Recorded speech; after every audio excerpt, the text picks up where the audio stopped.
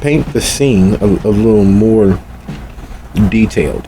Evergreen, Abraham, Reverend Noel are in the company of Jessica, Morgane's right-hand woman, mostly noted for her lack of expression, mostly noted for her ability to have to work at expressing herself emotionally. Her calm, her placid facade throughout everything, all but shattered in whatever took place in that safe room at the mid back of the building. Whatever took place in there, causing her to take up actual arms, broke that dam. And her voice was filled with an emotion that those of you who have known of her would never believe if you hadn't witnessed it yourself. She'd stared down monsters of your kind and had to find a way to express the fear that was possessing her.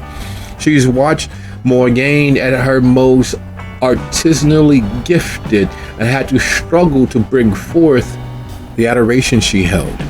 She has been the ice queen of every facet of interactions with the lamplighter.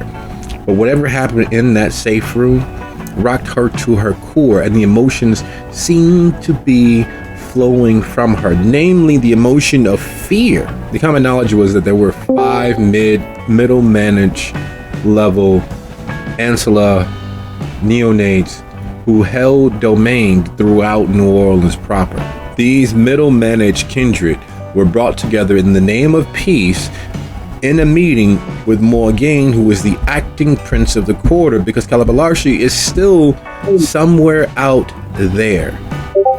He returned about a year ago from his rush sabbatical, but ever since his return, he's never actually been present very often. People have reported seeing him here or seeing him there or seeing him there, but the truth of the matter is it hasn't been any of his normal showmanship. There aren't any big night light displays. The parades are still the parades, but they're not as fantabulously over the top as they had been when he was clearly in presence. And Morgane has still been acting in his stead, carrying out his wishes, making sure that peace was maintained. And this was one of those many moments where it was designed to give them the privacy necessary to reach a peaceful business arrangement to keep everyone safe and secure in what they have, to compromise just enough to ameliorate everyone, while others in the world had alternative theories. There were watchmen and police and federal agents and clearly hunters as well, who had staked out the area, which typically means that someone ran their mouth to someone who they shouldn't. Typically. Because most of what you all do is all but invisible. It blends in with the graft and crime and the normal corruption of a decently run city. So for hunters and police and federal agents to be involved, this is a huge thing, especially being as they literally sieged the quarter. They have undercover officers here, undercover federal agents there, hunters mingling between the two groups, and something decided to start a distraction by starting a fire in the lamplighter where the meeting was to be held.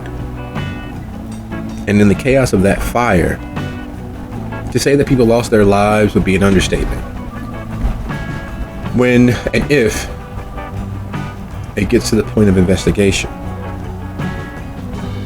there's no way or not enough money in the world to cover up everything that's taking place here inside the lamplighter tonight. From the fire to the trampled individuals to the beaten individuals to the bloodless bodies. And it's far, far too much to cover up every facet of what took place here. Sweep everything under the rug. Which is literally just a long way of saying that there are other shoes that will fall. There are other matters that will cause their own need for reaction.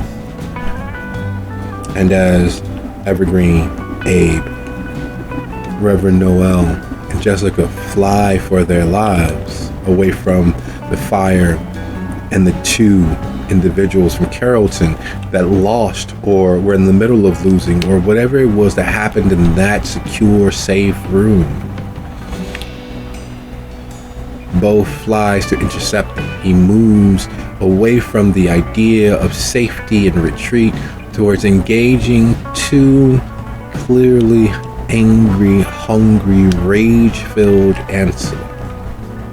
While outside, Salem and Mallory struggle to come up with a plan to assure that the kindred can escape safely without running afoul of the police and the fire team that are rushing into the building. They are seeking to get inside, get people safe, put the fire out, and find out exactly what was happening to forward their own investigations into this matter. To say that it's a fraught situation, again, would be underselling it by a good measure and then some. But with all of that out of the way, what questions, suggestions, hypotheses, or corners do we have? There is, from what we're aware of, where the emergency responders are, do we have a way out of this building that is counter to the sound of flashing lights and sirens?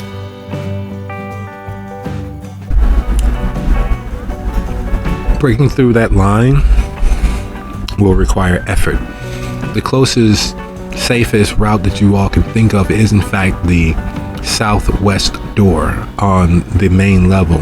Once you get to that level and up the stairs and out that side door, there's an opportunity that you may be able to sneak past or bluff past or otherwise escape the circle that's closing, the folding circle encompassing the building between the fire department, the police, and whoever else is mingled in to the crowd.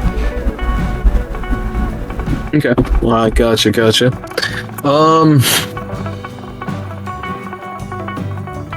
Let's see. Poisoned apple. That's relatively close to here, right? Yes, relatively. It is southeast of where you all are. Okay.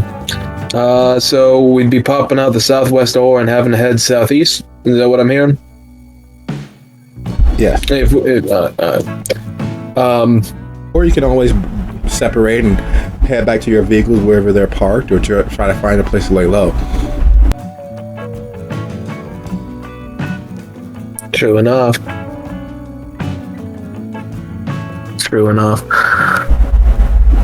South,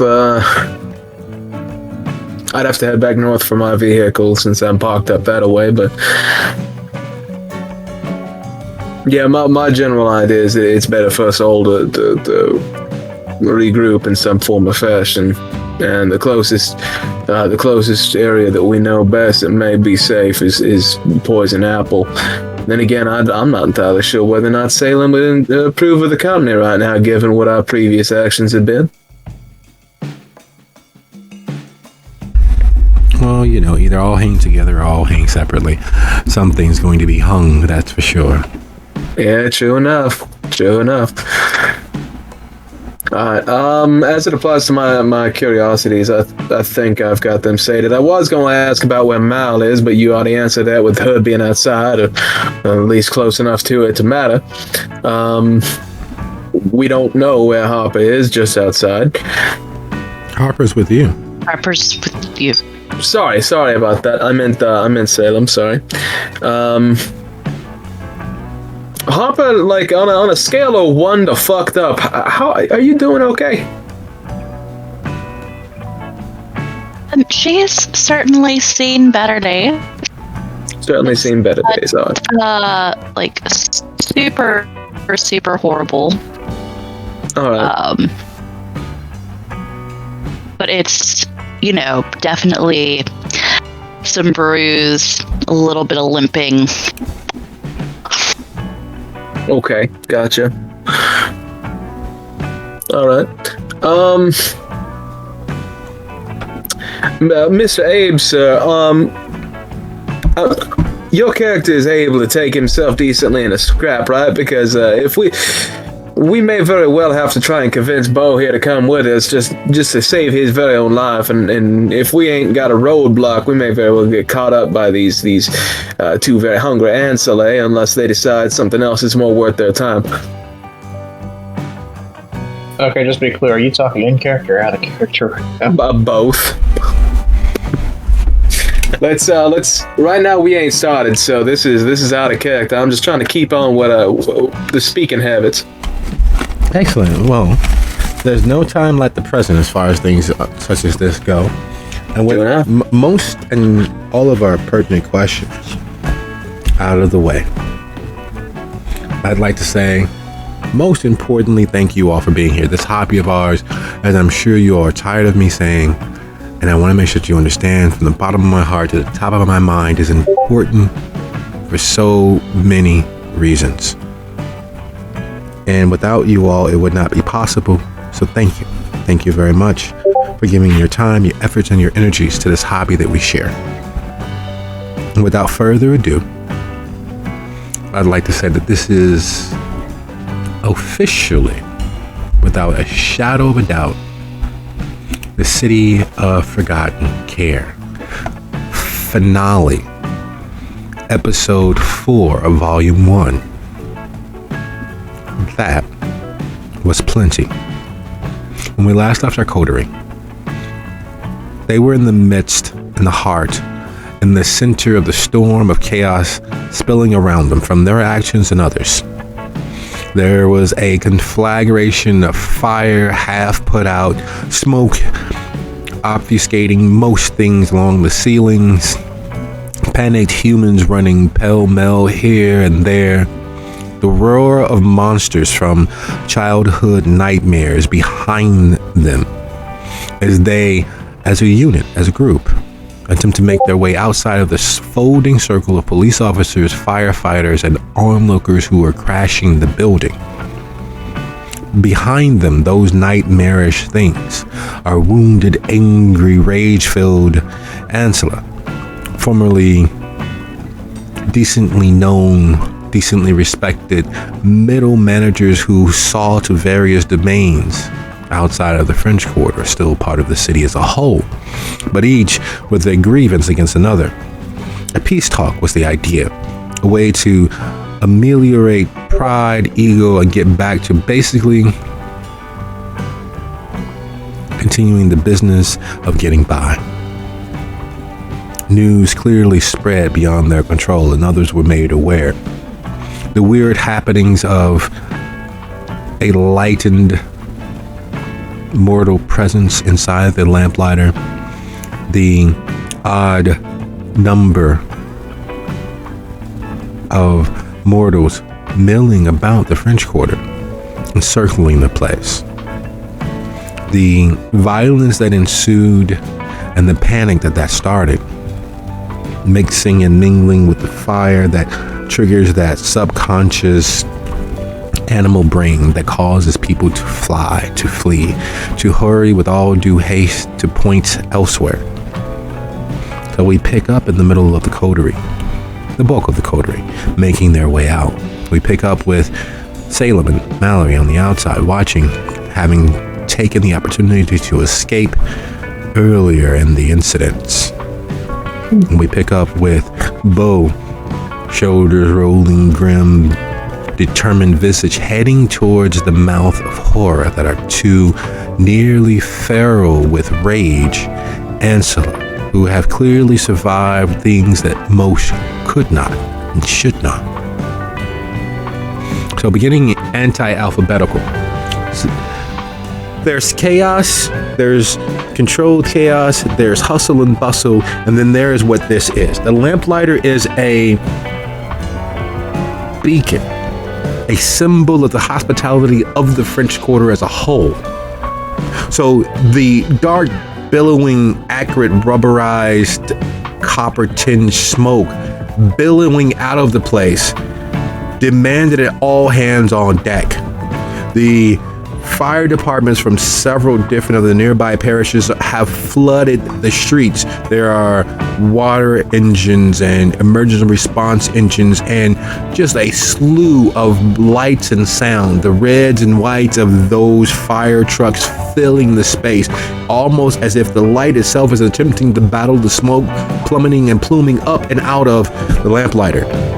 The initial contact, the initial combat that Salem was privy to, the undercover officers donning their bulletproof vests, hanging their badges, other officers flooding into the scene, including the equine officers, the horse police who were patrolling the area, all converging towards the lamplighter.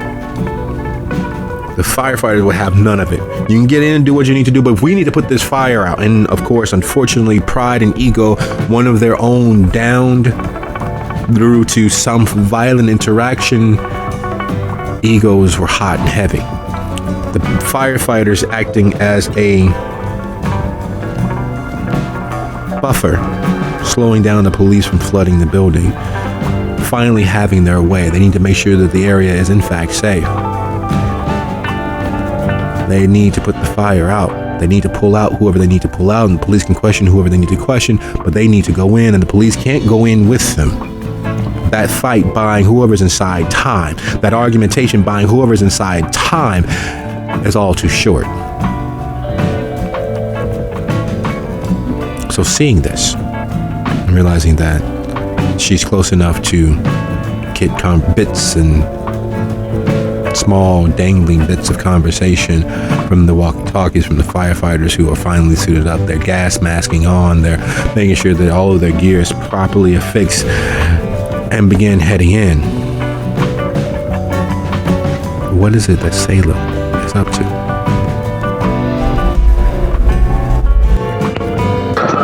Well, seeing that we're at the point where there's a small battalion of people heading in through that doorway, she is probably going to break off, because at this point there's not much she could do. If people are still vamping out in there and shitting all over the masquerade, then there are too many eyes of authority on them, so she is going to maybe move towards a different exit. Of the three ground level entrances, the southeast, the main entrance, which is pretty much smack dab in the middle of the building, and then the southwest, the main, which is predominantly facing straight south, and then the northeast entrance. Is there either of those three that stands out as the most likely or viable door to move towards in this particular case? The one with the least amount of police and firemen trying to stream through them. It is absolutely hilarious in a not quite funny way that most people, even with the lamplighter being so well known, are unfamiliar with its layout. Most people only know the main entrance. A few of the locals do know that there's the door on the side where they go to the hotel right across the street, the Lafitte, but then most always ignore or don't know that the southeast door is actually there. Unfortunately, that is not the case. It's almost as if the police had mapped out the building. It's almost as if the police are a little bit more than local in their knowledge of the lamplighter. You notice that a few of them are moving around the side of the building. You're not sure if they're going to pull a cowboy stunt and try to rush in with the fire department, or they're merely just moving to intercept that door and be prepared. But they're moving around the southwest side of the building, as their movements are not stealthy nor skulking nor beyond notice. You have the fire captain himself moving. Didn't I say you all aren't going in? And launching into another spiel that would make, George Washington proud as he crossed the Potomac. It's the speech that incites and excites and demands and commands respect, yet the police officers have their own ethics, their own morality. One of theirs was downed tonight. They will get eyes on whatever, whoever, however, because one of theirs was down tonight. And it is everything that they can to not arrest the fire captain. They know he's right. They know he's accurate. They know that they shouldn't be going into a flaming building. However, they can only wait so long. There was a effective 999 sent up. There was an effective officer down sent up. Their blood is running hot and heavy. Their adrenaline levels are spiking off the charts. What is it that you're doing?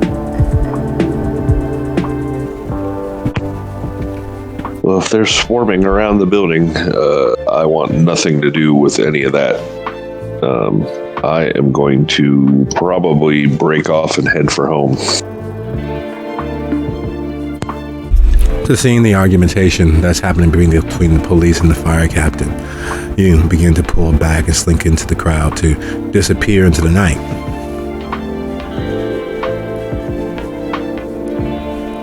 And speaking of disappearing into the night, Mallory, watching the circus that is the chaos of fire and what it excites and incites in people is dangerous. Dangerous for you because everything is connected. Every facet of this world and the many that abut it, those that overflow into it, are connected. The Lamplighter is an institution. The Lamplighter exists in this world, the next, and the one after that. Damage to it here and now could strengthen its presence elsewhere, but it could also weaken its presence elsewhere. And that's something that the many myriad possibilities of the infinite variety of the futures possible cannot stand. There are forces at work, and not all of them deserve to be paid. So the circles of firefighters and police and humans and looky-loos and people breaking out their phones and holding them high to try to catch the best picture of the building being slowly devoured from somewhere inside it by the fire. The dark black smoke pouring out. What is it that Mallory does in the midst of all of this?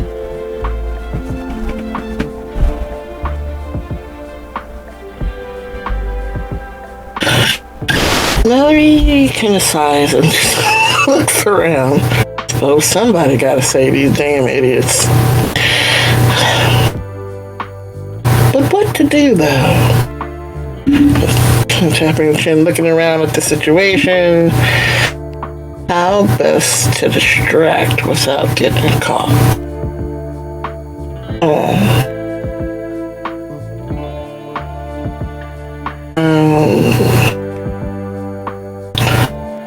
She knows that they're pretty much surrounding the building. There is like nowhere, like, say she went to the other side of the building, made a ruckus, and then disappeared from that side of the building. There's no doing that because they're literally surrounding the building.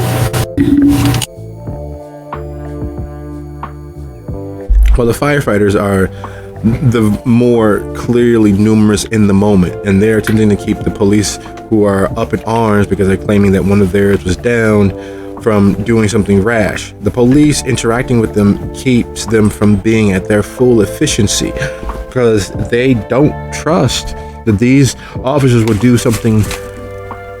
not do something that's heinous, reprehensible, stupid even, adding to their workload of trying to remove people from this burning building, adding to their workload of trying to find and put out whatever fire this is. All of them have been experienced enough that they have an inkling as to what sort of fire this is. While they're preparing hoses and sending teams in, there are a few officers you see moving around the southwest portion of the building. They're followed almost immediately by the fire captain as he seeks to intercept them. There's 4 of them, 1 of him. There's that southwest door that most don't know of. There's the 7 or 8 who are preparing the first push through the front main doors. They're pulling more and more people who are crawling out or falling out or stumbling out of the front door. There's another 9 or 10 of them moving to the northeast door to make their breach and keep the officers back at the same time. Then there's a whole nother truck who are preparing hoses and getting to fire hydrants and making the connections. And there's a whole nother truck, a ladder truck, who's sending their ladder up to get over the building to look down, see if there's anything they can do from the roof to get men up and onto the roof. And in the midst of this, these crowds pressing at the edges, these looky-loos, these tourists, these individuals from elsewhere as well as locals who are trying to watch what's happening to get sight of everything that's happening. And mingled in with those are uniformed officers, and officers are horses. It is a literal circus. If there was any space or time to be overwhelmed, it would definitely be this one. Between the flashing lights, the constant flickering of people taking still pictures or turning on their flash so they have a better view with their to take the video, it is a swirling circus of activity.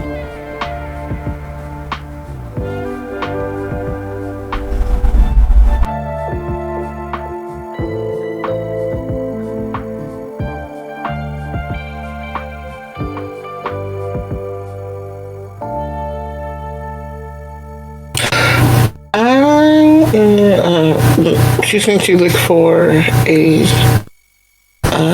human, like one of the ones that just seems like really intrigued by all that's going on. Walk up to them and try to catch their gaze so that she can compel them into doing something that will help her distract the cops.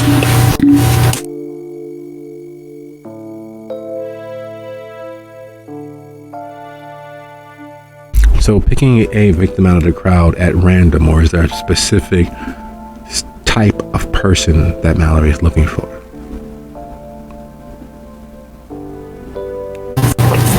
Somebody that looks like a threat, like larger bodied, probably male, a little bit of loudness, look like they'd be threatening.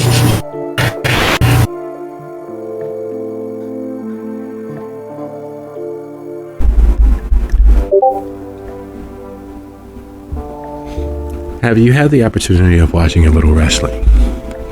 There's a gentleman who is all of 6'4", long, greasy hair, tattoos up one arm and half up the other. I mean, he has all of those little tattoos you've seen, the tribal stuff. There's dark patches here that makes a geometric pattern. There's swirls there. You can't see it all because he is, in fact, wearing a shirt, but you are sure that he is quite tattooed, to say the least. And in the doing, the facial scruff, the goatee and dark eyes, the swarthy skin, it very much reminds you of that wrestler, Roman Reigns, the chieftain or whatever he's called these days. He's just tall enough to be that sort.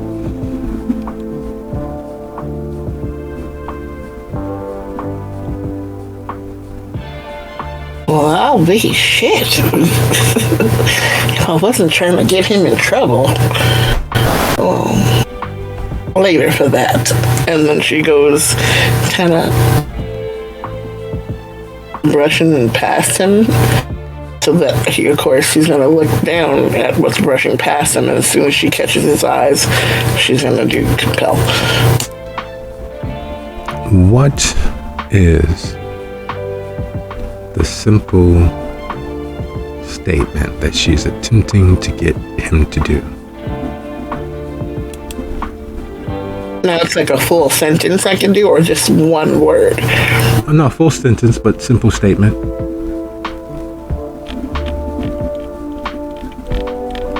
In other words, you wouldn't be able to tell him to find the hypotenuse of the square of the circumference of the earth or anything so complicated, but go leap off of that car, or some simple finite statement is possible. Simple command. Go punch that guy. Go kick that girl. Go push that baby in front of the car. Oh no. No babies in front of the car. So when she gets his attention,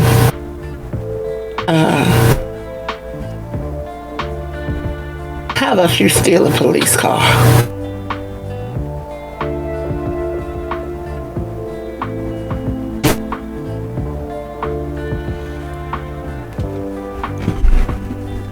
And as the words flow out of her mouth, his gaze glazes over, a frown falling into place. His mouth turns down at the corners, and he realizes, like his psychiatrist told him, you shouldn't listen to those intrusive thoughts, yet this one is unavoidable. And he doesn't know why, but he does begin looking for a police vehicle that he can get to and drive away. As he begins moving through the crowd, heading towards that particular police car that he thinks is just the right one. It is just unguarded enough. There's clearly keys inside. It's running. The lights are flashing. It is going to be a huge, glorious tale he can tell his grandkids. His husband, Robert, will have to understand. Sometimes you just have to do what you have to do. And off he goes. The thoughts of his florist shop in New York, all of the friends he has there, Samuel and Monica, simply not a factor. In the moment, right now, that police car is very much going to be the centerpiece of this vacation to New Orleans. Maybe, with any luck, his good friend Shadera might be able to get him out of this, but that's a secondary consideration.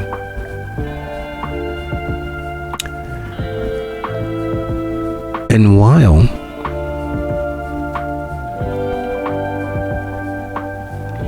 that is a second consideration for him, escape, cover up,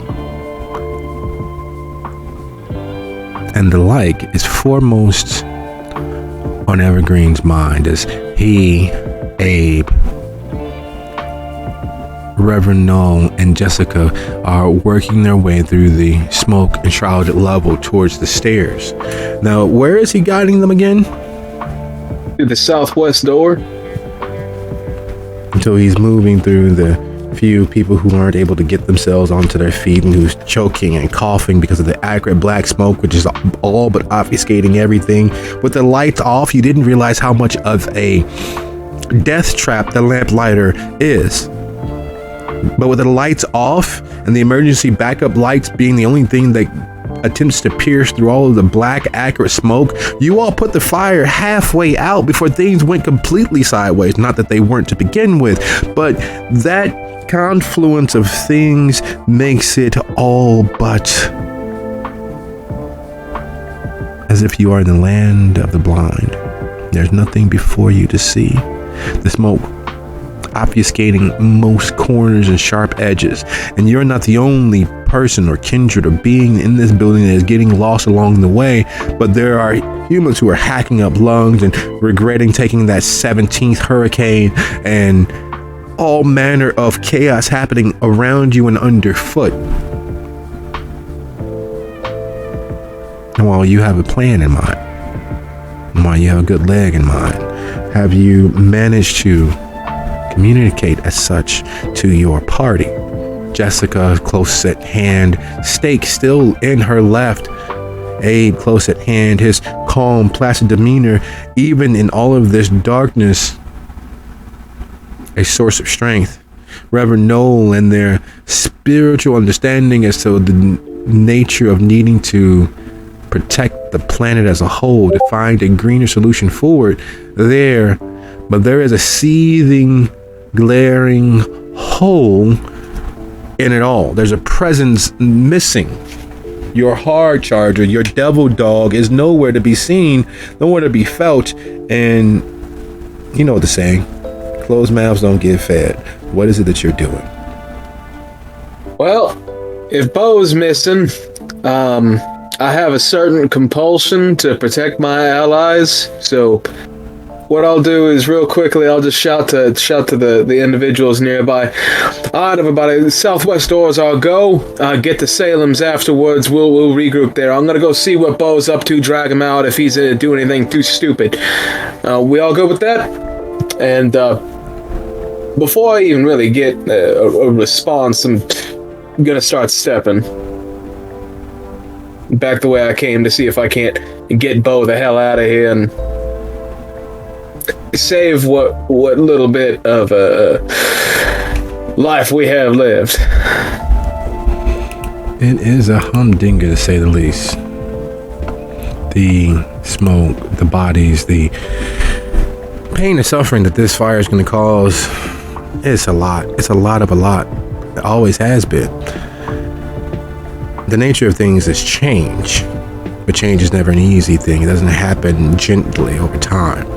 There's always that larval state as the society or as the person goes into their virtual cocoon. There is the pains of growing into the being or the existence that you want or deserve or earn that causes all manner of issues. Insects have it the easy way. They go into an actual cocoon. They molt and melt into nothingness and are reformed from it. Kindred and humans don't have that opportunity, and neither do their dwellings, their communities, nor their social strata. Jessica's the right hand to the Grand Hostess. You knew that there were at least 5 kindred in that room, and only Jessica managed to claw free with a stake in hand, covered in her vitae and others. Everyone says there's a circle of life. It's used and been used over and over, one thing melting into the next, turning into the next. It's a vicious cycle. With that understanding in mind, hearing Ian, what is Reverend Harper up to? Oh, she is just sticking close to the big burly guys. She's not a fighter.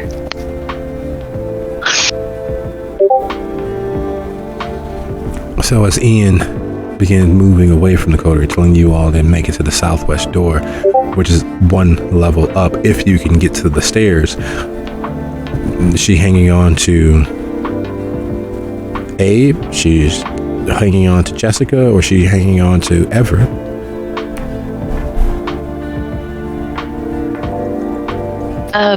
I think she would probably be holding on to Jessica.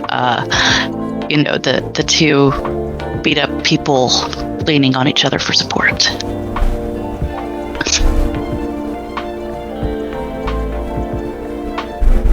And just for the record, what is Reverend Knowles' hunger?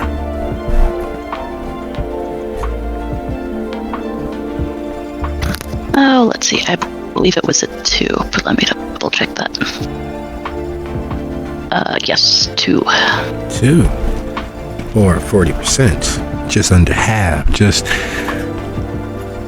you're good, but you can eat. You're okay, but you can eat. The beast isn't kicking down the door or taking his pound of flesh from inside you, but you can eat. Energy is a renewable commodity, but it requires fuel. And it is clear that Jessica has utilized a good portion of whatever fuel she may have had at the start of the evening to survive this long. And between her need to escape and her need to establish distance, there's very much the same situation. She's not ravenous, but she can eat. And as Evergreen decides to screw the pooch and go back for something, she begins yelling, "No, you idiot, we have to get out of here. I barely survived. You all, let's go." And luckily for her, she is in fact dead. Luckily for you all, you are in fact dead. So the effects of the smoke all around you doesn't change the tenor of her voice. It doesn't cause her to get choked up and hack up a lung. But in that, there is a desperation, a emotion that in all your years of knowing her, it's never been something easy for her to do, something easy for her to express. Harper herself isn't exactly old enough to remember the droopy cartoons that used to come on, but in hindsight, she's seen a few here and there via YouTube and the Wayback Machine. So that's what she's always envisioned Jessica as, droopy dog. You know what? I'm happy.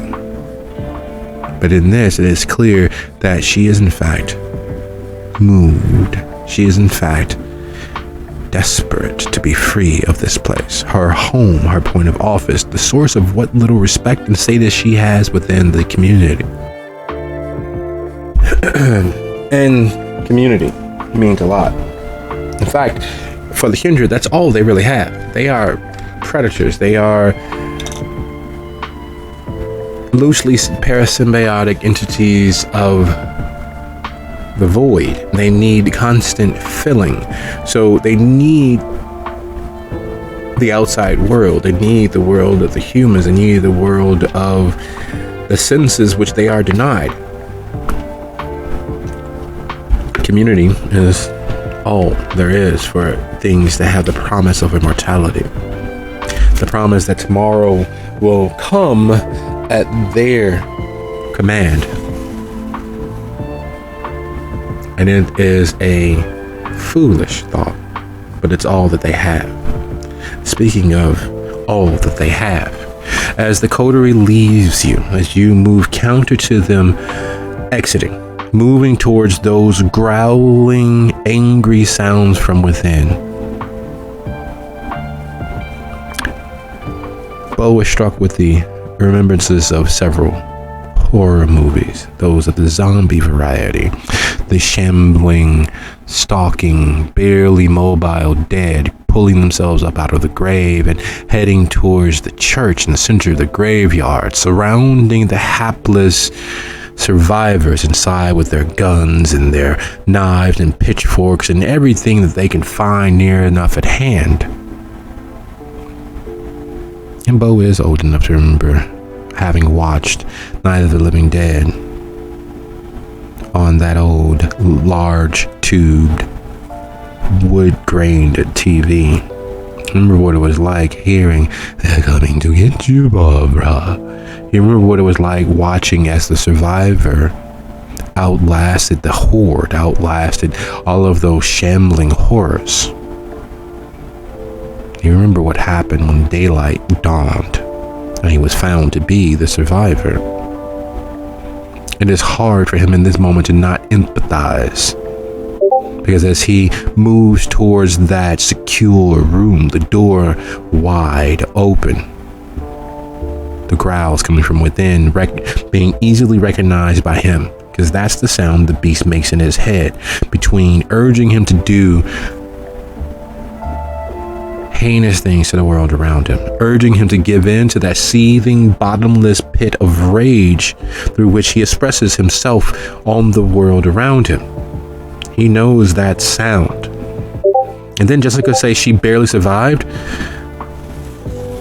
Looks like things are about to get dangerous. And he's bracing for the shambling horde to come reaching through the windows and to come, but they don't come shambling.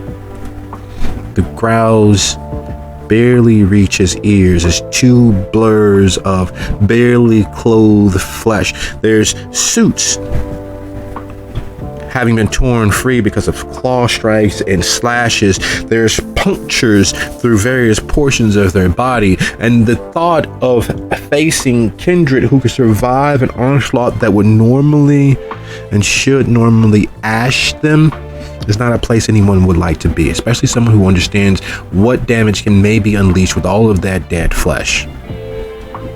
Eyes moving and perceiving where they are, but realizing that they are in fact moving with a purpose. Their purpose to absorb everything, to drink down the world, which just happens to be where Bo keeps all of his things and where Bo keeps himself.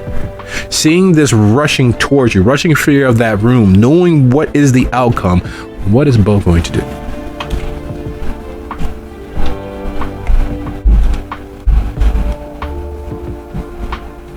Okay, so they're rushing towards Bo at this point. How close can I possibly close the door, sealing them in before those entities get out? There's a door behind you. And in a rush, would you be so kind to, if that's your goal, to try to get back and close them further into the secure area, hope they can't think to go around or to go through? You'd be rolling a dexterity plus celerity versus their dexterity celerity. We're not going to give you a penalty because you're facing multiple opponents. We unfortunately will just give them a +1. Okay, so dexterity and celerity. Yes. Okay.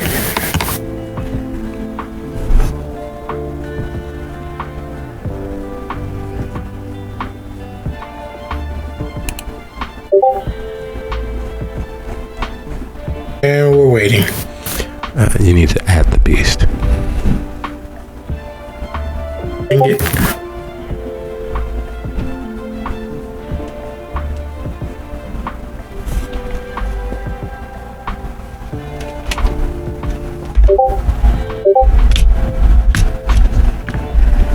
So turning and burning, realizing the dread that comes from the idea of being feasted upon, Bo turns and takes off.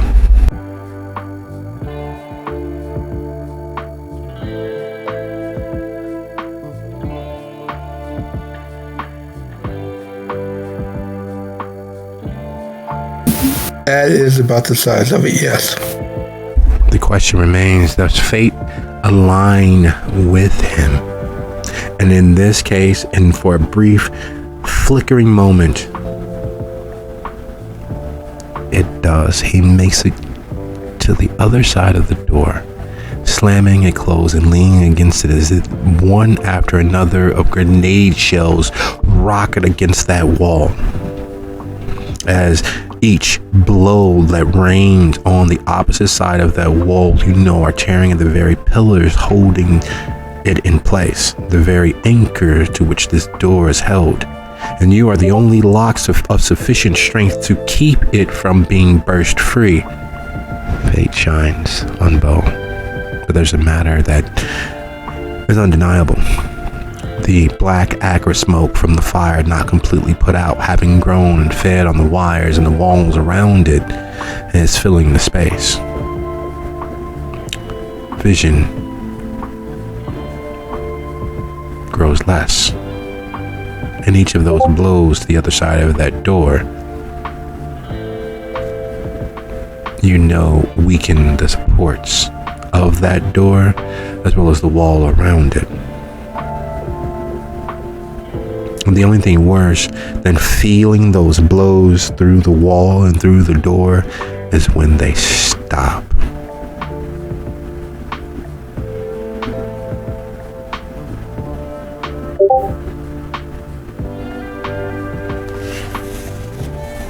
Okay, question. Is there a way out that does not intersect with that other door on the other side? No. Think of a horseshoe. The back of the building, as it descends in levels, is basically a horseshoe on top of a horseshoe, creating the upper floors and the lower floors. The center space is the dance floor. So where you are holding the door, you could literally look over the banister and see what's left of the dance floor. You can see the smoke billowing up, and you still can see a few people, the shadows of them at least, moving through the smoke to try to find their way out. You know that also across that wall of smoke and what little bit of you can see of the floor beneath you, there is the other side. There's the other hall. There's the other side of the horseshoe that leads to the stairs on that southwest side of the building, that leads to the upper layers, that lead right down, actually. And the blows raining against the door, they stopped. Thinking of your moments of hunger, thinking of your moments of having the touch of the beast rolling through your skin, demanding sustenance, is there anything that would stop you from achieving your goal? What would stop you from moving forward? No. If they decided to go out the other way. Okay, so with my strength and my dexterity and with my potence on, can I possibly take a running jump and leap the upstairs? Do you happen to have soaring leap? At his level of celerity, no. With his strength and his potence, could he possibly leap the height to get to maybe the next level? Or close enough to where he can make a grab?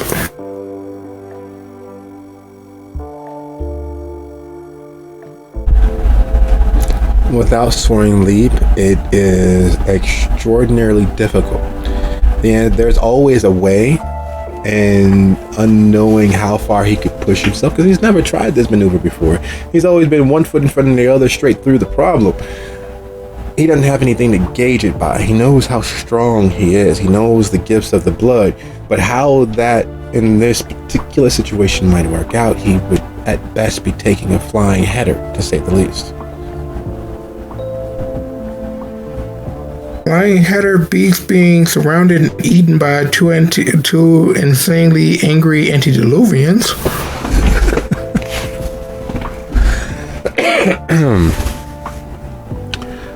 That being the case, would you be so kind as to roll your strength plus potence -1 for the attempt?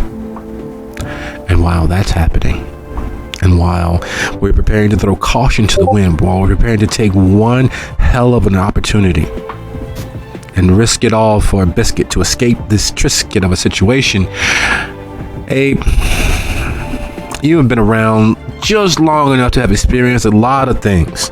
There's been a lot of fire in New Orleans. There's been a lot of flood in New Orleans. There's been a lot of pain and suffering enough to go around for 1,700 more generations. But in all of that, you've never really had the opportunity to experience Jessica being overcome with emotion.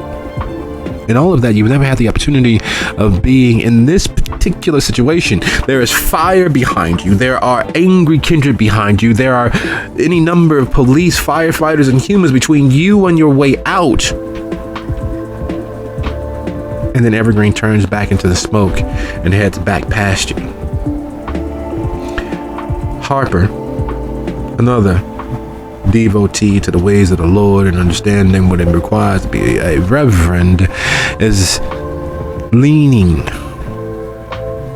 like a poorly built building on Jessica for strength, and Jessica is mirroring that effect as she calls for Evergreen to not go back. There's monsters back there, which is saying a lot considering that you all are monsters, which is saying a lot because you know that you personally, just this evening alone, killed 2 problematic kind.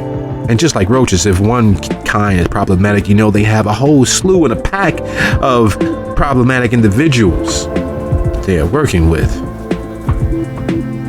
No person is an island unto themselves.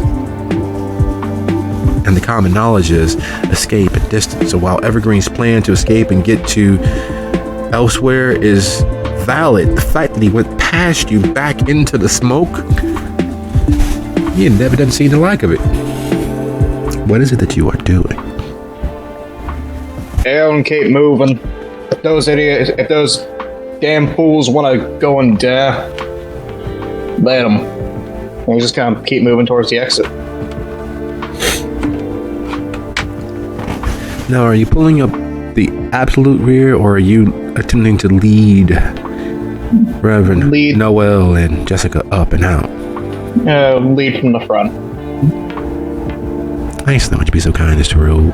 If you don't have heightened senses, and if you don't have gleam of red eyes, would you be so kind as to go ahead and roll your wits plus awareness -1 to do the smoke? Wits plus awareness.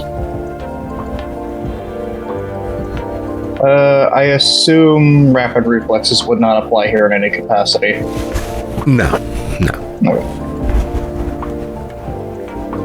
gonna be, and then there is that.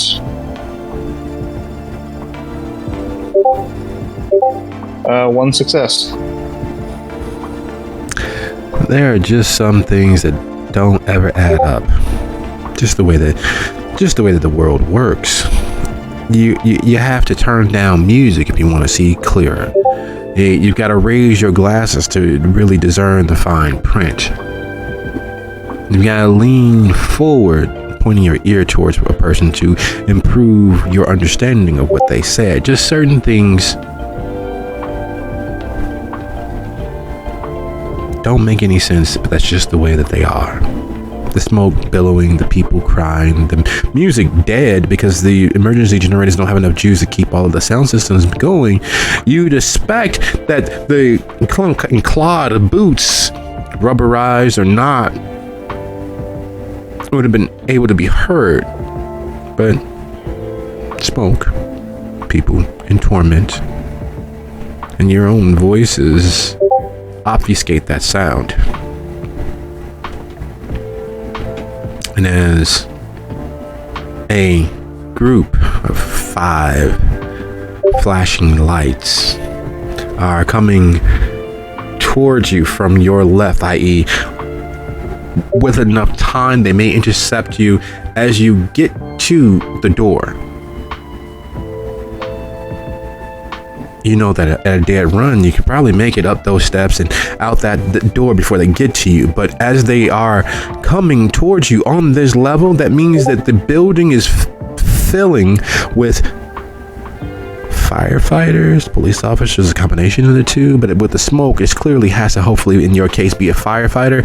But that isn't a problem unto itself, because firefighters want to get people out. They want to put hands on and carry them out, or help them through the door and out into the open. If they get close enough to put hands on you, it'd be impossible to not see Jessica covered in blood. If they get close enough, it'd be impossible to not understand that Reverend Noel has been the victim of several contusions, scrapes, and abuses. You try not to focus on the fact that you can see that one of the imprints melding with the vitae coating her skin has the sign of Riddell on it, i.e. that shoemaker. If they get close enough to put hands on you, it'd be impossible to not notice that, well, Abe should be dead. Between all the smoke and soot covering him, between all of the clearly inhaled everything about him, he shouldn't be hale and hearty as he actually is. He shouldn't be rough and rugged and ready to go as he is.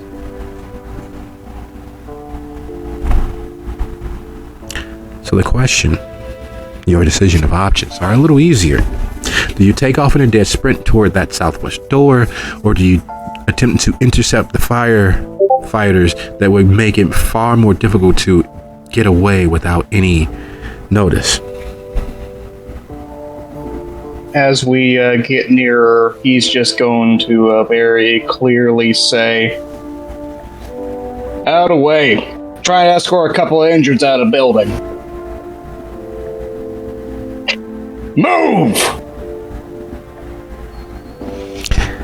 Would you be so kind as to roll your manipulation and persuasion, or your manipulation and subterfuge, to back up that well-stated fact?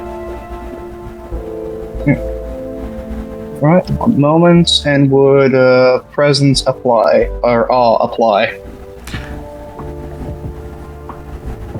All would help them focus on you. Yeah, sure. Let's go ahead and add that in. Let's get a little more supernatural and otherworldliness into this mix. I know what they say, miracles come in every shape and sizes. I thought that was puppies. Came in every shape and size. Well, miracles work too, sure. No difficulty, just roll as high as I can. Yep, roll as high as you can, because it is in fact contested. Which one? At the beast. 8 successes, messy critical, and I have no willpower.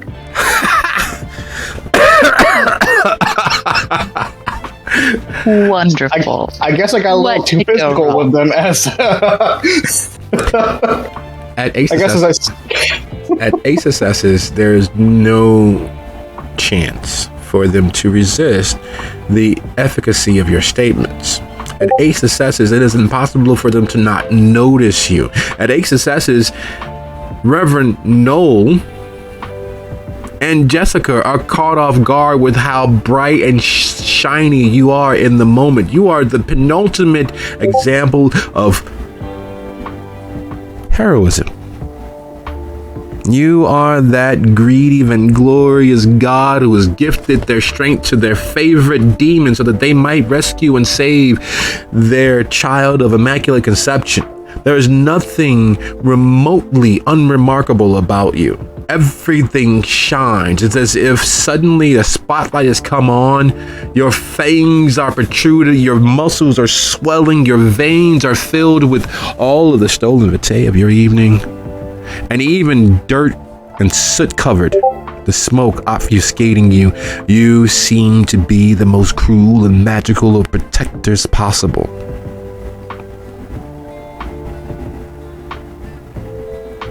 And everything will be fine and good.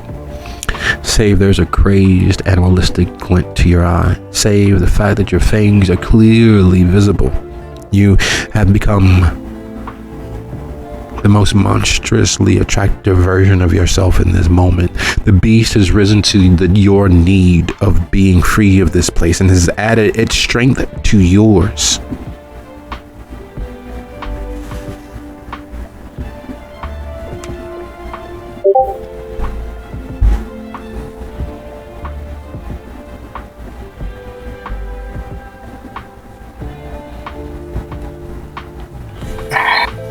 Did they move out of the way? They are awestruck. They are stuck fumbling for their words. As professional as they are, there's you just get yeah. I have not stopped moving. If they don't get out of the way, that's on them.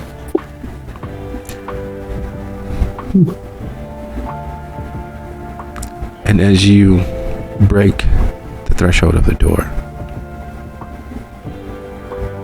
speaking of breaking of the threshold, there are things that just make no fucking sense, Salem. This night doesn't make sense. It was poorly planned, or more accurately, the security was not up to the task, was not up to the goal. Too many people were aware, too many people were involved, and things went so far off the rail as why would you even bother building the rail at this point? That train is going to not only hit the one person, but it's going to hit the five and come back again and run over them forwards and backwards. It is a cluster with this many people on the street, this many officers on the street, with this many firefighters moving up and down the street. Escape is foremost in your mind. Getting free of this all. And then the speeding police car races past you, followed immediately on with several officers and horse officers, mounted officers. There's crowds diving left and right as you are sure the Rock's little brother or little cousin is the long-haired gentleman behind the wheel of that police car. Certain things just don't make sense. Certain things just don't add up. And in the grand scheme of things that don't add up, one of the many that don't is the fact that he's heading in the same general direction as you are. That the night keeps adding more and more and more to itself. As if several individuals' idea of what planning is have all decided to go awry at the exact same time.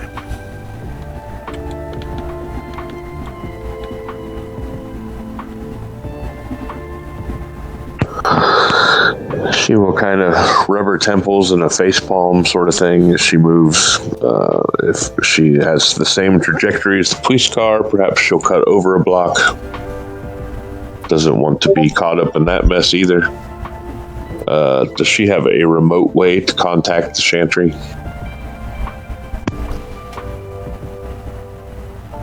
There are several ways you can do so remotely.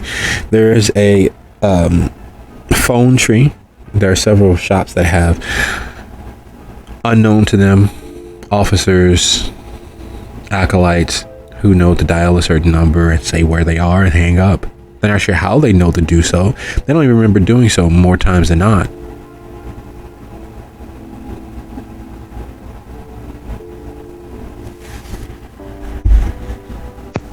Well, I will utilize one of those. And that might be the easiest way to pass a message. Since I don't carry a phone because I'm a loyal little tower egg.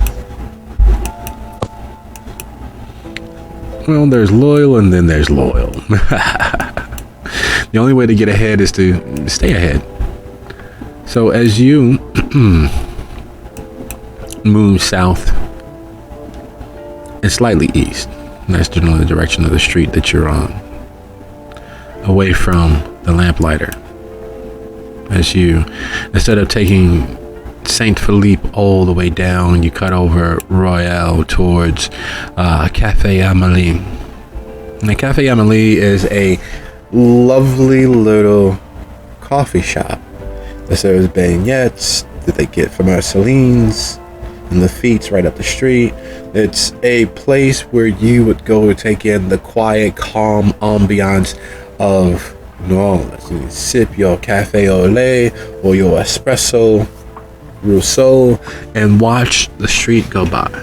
And if you have the time, right next door is Frank Rell's photography. He takes period pieces for tours, dressing them up in all the finery of the age of sail and points due later, when New Orleans was an open pirate cove. He also takes email addresses and as many points and facts of their identity as possible for several other enterprises he's involved with. But Cafe Amélie is a part of the network, part of the phone tree. The overnight barista, if you say a certain phrase, immediately dials a number that she doesn't know she's dialing. And as she smiles and carries on about how lovely the weather is, she merely says, "This is Cafe Amélie," and hangs up without ever realizing that she does.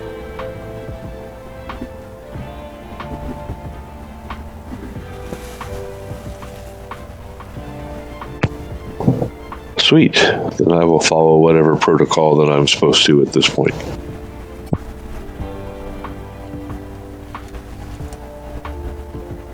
The moment that the phone hangs up, there is an understanding. Calabar was the youngest regent ever. He was the youngest prince of a city ever. And while it is just prince of the quarter, whatever has prompted him and needed his efforts elsewhere has weakened the Tremere's position. So a Hail Mary, a signal flare being shot into the night sky is not something that they will take lightly. It's not something that they would ever not heed. Even if it means breaking a few minds along the way. The back room of Cafe Amélie is larger than any coffee shop ever needs, and is twice as large as the cafe itself. The Miltenberg houses, which is literally right next door, is a private museum. Everyone knows that you can go into the Nola Rock and pick up jewelry. You can go into Frank Rell for photography, but no one knows what Miltenberger actually is. But you do. It is a armory. It is a safe place for the transportation of matter. It is a place where the armed forces of the remaining Tremere of the Chantry of New Orleans kick asses and take names from. There are several other such armories and places throughout the quarter and throughout the city. But Miltenberger Houses is one of the few places, one of the 4, where they can translocate. And it is just as dangerous as it sounds. It is just as deadly as it sounds. Anyone who has ever had the opportunity, not of the Chantry, to figure that out, have a kill on sight order on them. And in all of their 126 years of operating in New Orleans, only one person has managed to escape their judgment in regards to that.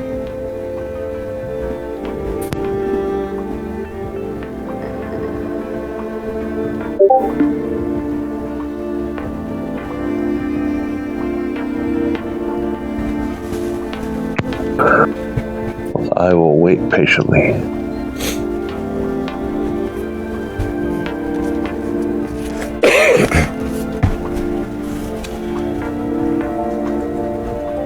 Dante Stickler and Eliza Pratt were married in life.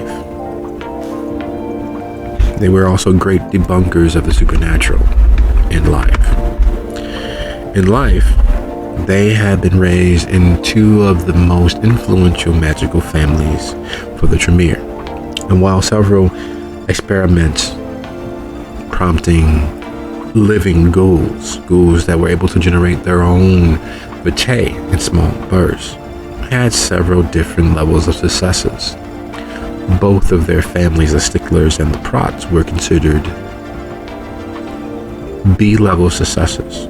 Their family lines produced people who were mildly aware of the mystical, who had an aptitude towards it. In other words, they are very close to indoctrinated Tremere throughout the entirety of their lives and all of their deaths. So seeing them is equivalent to seeing internal affairs if you're a cop. Seeing them is effectively the quality control. Seeing them is seeing the most militant arm of the remaining Tremere in the city. Seeing them, you know that the matter will be settled in the most expedient and cruel, decisive way possible.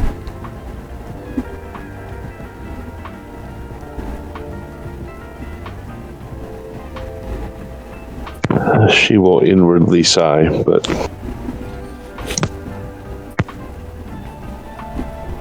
she will enact her best posture and fold her hands behind her back.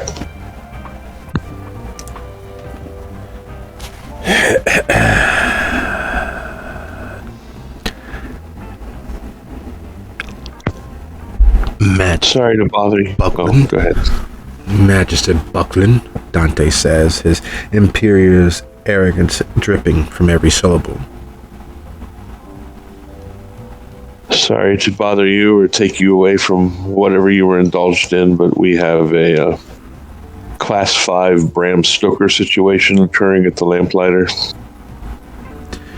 Oh, good lord. Whom is involved, or you are not sure? I'm not entirely sure. I know some of them, but it is pretty foobar.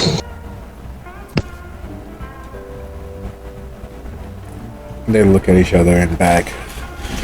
Such vernacular is not necessary. Is there any way to speak more directly, Magister Buckland? And with that, Dante waves his hand, catching the young girl behind the counter's eye line.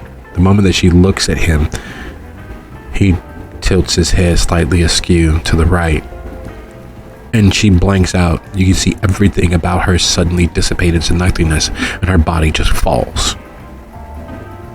And begins moving around the table because some people are trying to stand from their seat, and he moves to them and does a similar situation. So it's only with his hand, his finger, like a half of a no being shaken in front of their eyes, and they go down one after the next, crashing through their chairs, spilling coffee on themselves, and otherwise causing a moment of quiet. We have a few moments.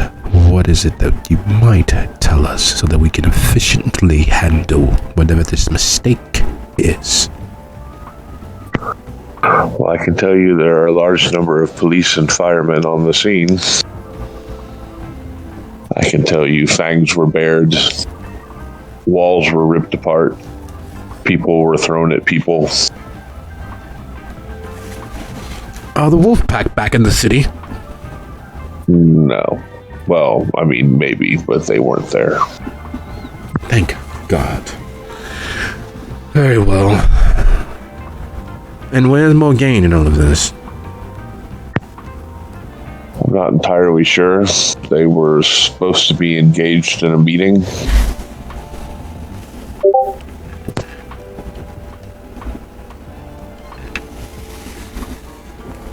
Would you be so kind as to guide us? We will need others to keep an eye on the area while we perform this exorcism of wrong. Of course, Magus. As you all ceremoniously head out of Cafe Amelie, heading down Domain, there is something horribly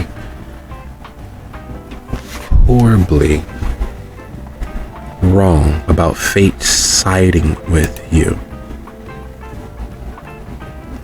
Mallory.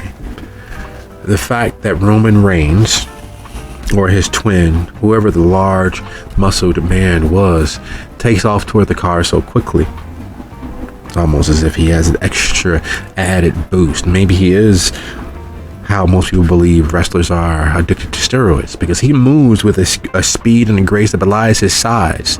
He is to the car before the officers nearest to it understand what he's doing. He already has the door open, and he's halfway in as he's slamming it closed as he yells out of the window, "Fuck the police!" Which, of course, gets their attention. The nearby mounted officers, two of them pull away, leaving the other two to monitor the scene. There are officers on foot rushing towards cars which have moved into the area to confiscate them to give chase. It is funny to watch. It is humorous to see someone throwing away their life, because one of the many rules that is accepted no matter what city you're in is don't fuck with the police. He has violated that in every state and sense of the word. Not only did he could have just simply pulled off, but there is some rebellious defiant streak in him that needed others to know that's what he was doing. He needed to prove his dominance in the situation, or foolishness as the case actually is.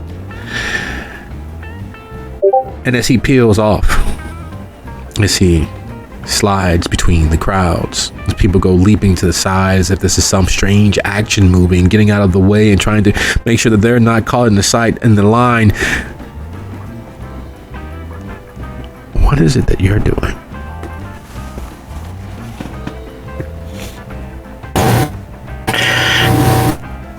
Overjoyed with the whole entirety of the chaos, she pauses for a moment and claps her little hands together.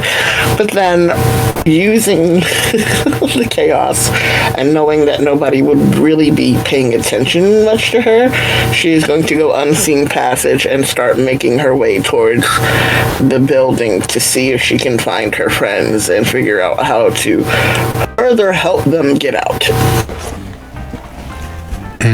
And which door is she going to attempt to move towards? The relatively unknown southwest door, the northeast door? Is she going to go right up the middle through the main door where she's already seen a few firefighters disappear into?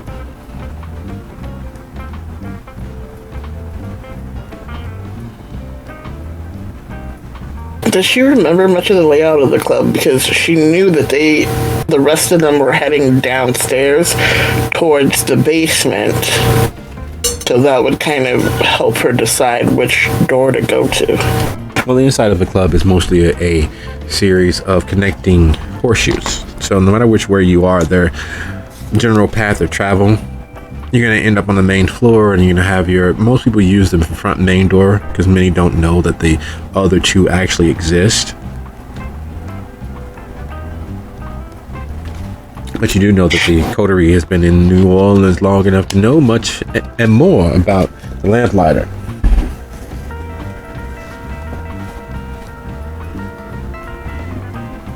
She's gonna head for the door that they originally came in the building through. They didn't come in through the front, they went in through one of the side doors after Bo did what he did to that one guy. So she's gonna head for that door.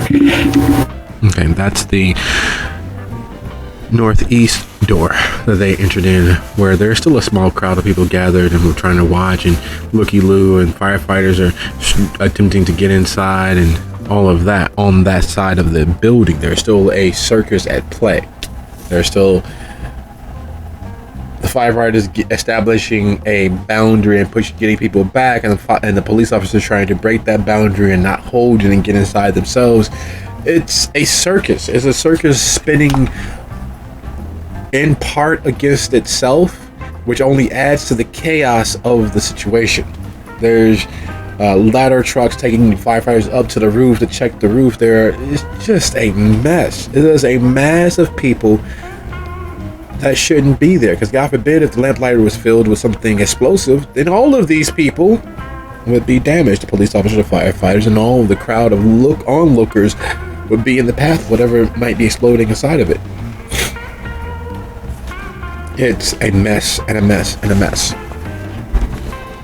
So moving to the northwest door, in the middle of that circus, and watching those firefighters, the few of them that break away and get inside and begin checking things and making their way, you watch as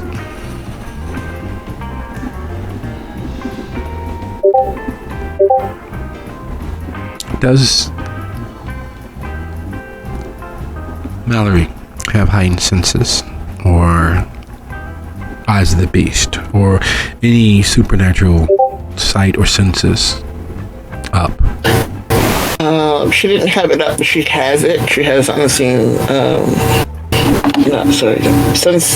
heightened senses. Why couldn't I say that? Goodness gracious. Does she utilize it as she's heading into this acrid black smoke-filled building? I don't know what. She's like, there's too much noise going on for her to focus. She already has enough voices in her head, so the whole sirens and shouting and people clamoring would be far too much if she turned up unseen senses. Would you be so kind as to go ahead and roll your wits awareness -1?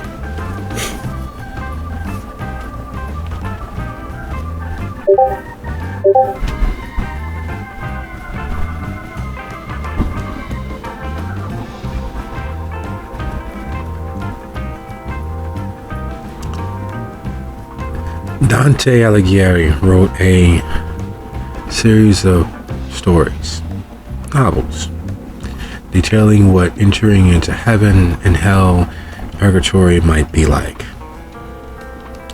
And while Mallory doesn't need to breathe, doesn't need to do much of what every other living thing does, entering into that dark, billowing, acrid smoke feels very much like crossing the planes of existence, moving from heaven to hell to purgatory.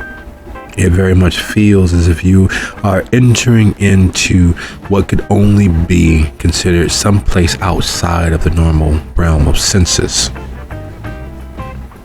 and devoid of the pounding, driving bass of the multiple DJs, free of the noise of clinking glasses and murmured and sometimes shouted conversations, free of the incidental sounds of people dancing and laughing and enjoying themselves. The lamplighter as it stands currently is otherworldly. There are flickering lights to your left, roughly around the height of fairly tall and short and all ranges in between size bipedal individuals. Those lights are growing closer to to your right, there is the unmistakable sound of roars and growls and screams of pain coming from further into the building. Below you and below that, echoing and rushing forth and up and out of the space. Across from you, almost in a straight line, you can hear Abe's voice as somehow you can make out the silhouette of his form pushing through a line of other lights, of other firefighters, as he breaks the boundary between this space and there, outside, right into the arms and waiting gestures of those few officers you know were being held at bay by the fire captain.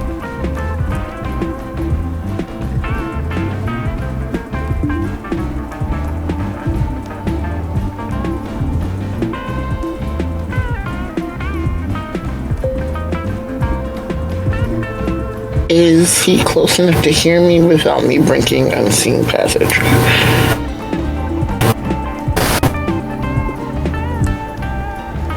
No.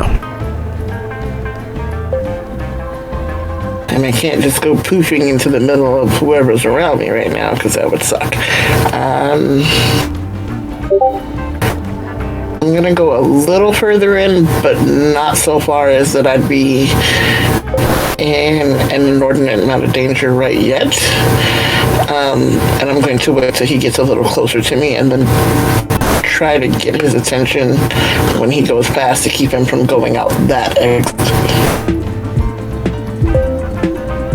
How would you catch his attention? What are you attempting to do to, without breaking cover, as it were, get him from going completely out the door?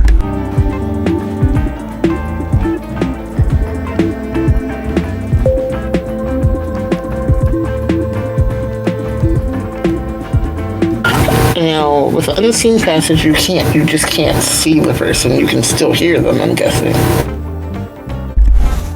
Yes, you can speak up to a slightly raised stage if you're speaking directly towards the person without giving away your specific location. And while you consider what you will be saying, it is 44 after the hour. Let's meet back here at 54 and take a quick 10. Thanks, guys. Alrighty. Bro. Arm will grow back. This is the true, but at the same time, owie. It'll grow back. It's fine. It wouldn't be the first time I've been disemboweled. Now, the important thing is part of the punishment them telling you can't grow it back. You can't grow back until you've learned your lesson. And what was the lesson? If I have to tell you, you didn't learn it. Don't wank before marriage?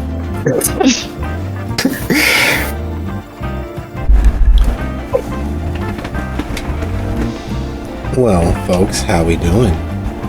Doing fine so far. Just a little bit of mid-game hazing. It's always a good thing for us old fogies. Takes us back to the good old days where you could pull yourself up by your bootstraps, where a little abuse amongst friends made you closer and tighter friends. The glory days where people weren't so sensitive. They kept all their tears bottled up inside until they had their first and 100th drink of the day. Where smoking on airplanes was your right and the expectation. Boy, could that Glenn Miller play.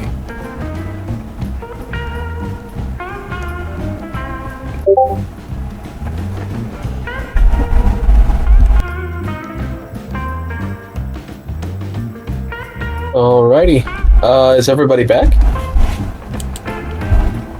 Yep. Solid.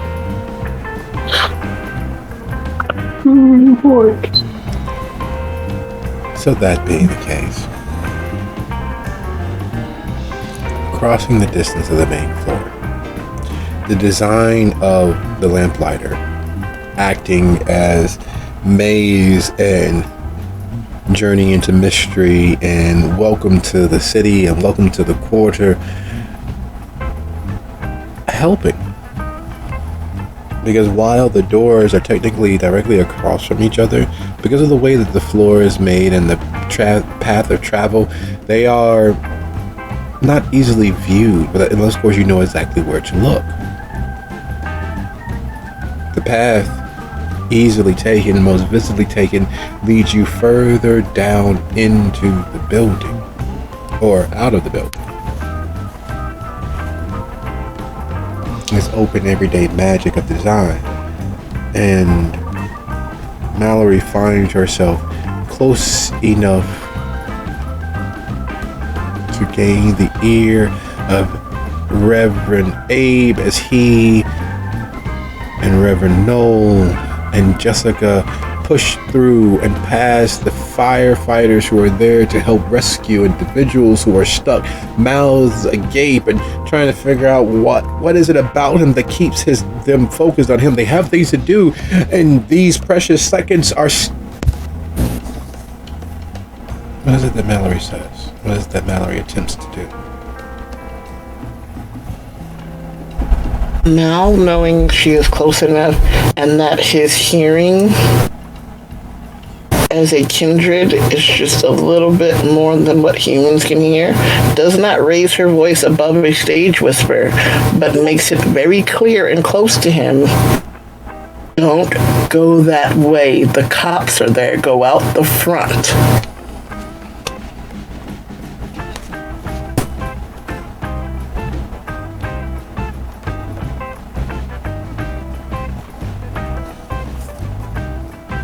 I just want to make sure, are you telling us to go out the front door? Yes, she is telling us to reroute. Reroute, go out the front door, because there's only firemen out the front door. I've made a distraction clearing the front door.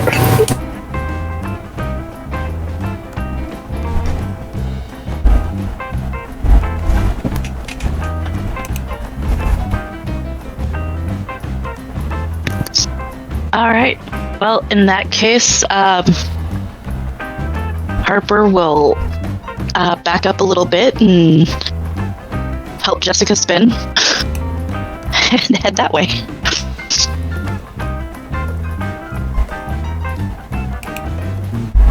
Yes, Abe will just walk with purpose towards the front door instead.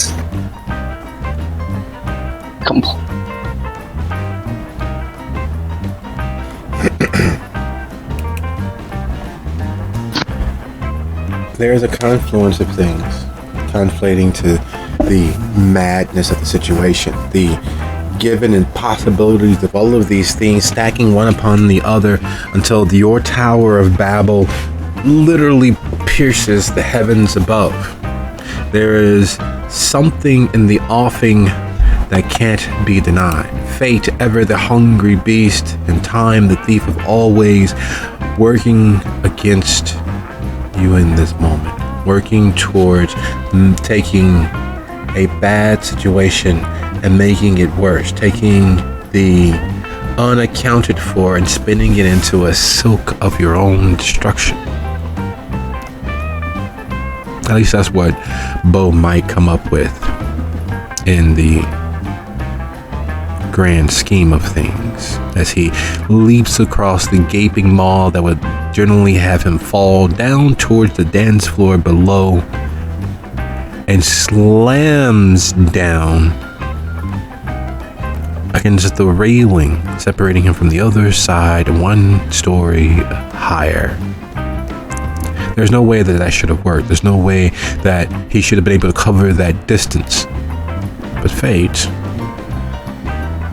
like a drunken clown, teeters and totters and weebles and wobbles and falls from one extreme to the next, and as such, not able to leave a man behind, not able to leave a compatriot to their fate.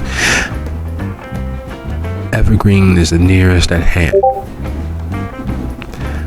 we are going to need 2 rolls from you. First and foremost, there's something loud and huge slamming down at the railing as you're heading back into that mall, into the madness of all of that fire and smoke, leaving your other compatriots with an order, a request, a demand for them to get free. Is he caught off guard enough to respond as one would when loud sounds in the dark, obfuscated by smoke and dim light, threatens, knowing there is a hungry bunch of kindred just below, or at least they were below, that those flight of stairs may be compromised. And for that would be a composure and either performance or a composure and survival dice pull. You're going to need a standard success, and then if you are successful, hanging by his hand from the railing that is threatening to give way, you'd find Bo, who appeared to materialize out of nowhere, which is in fact a strength and athletics roll to catch and pull him up before the railing gives way and he falls back down into hell.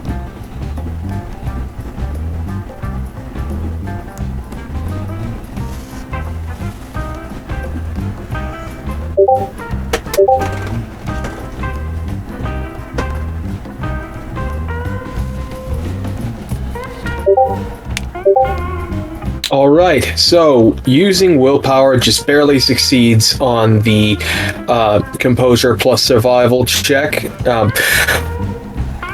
That moment of realization, he was coming down here to get his friend from a shitty situation that might very well lead to combat, might very well lead to him fighting things. Big smashy noise, fighting things, goes to check to make sure that big smashy noise wasn't him being smashed.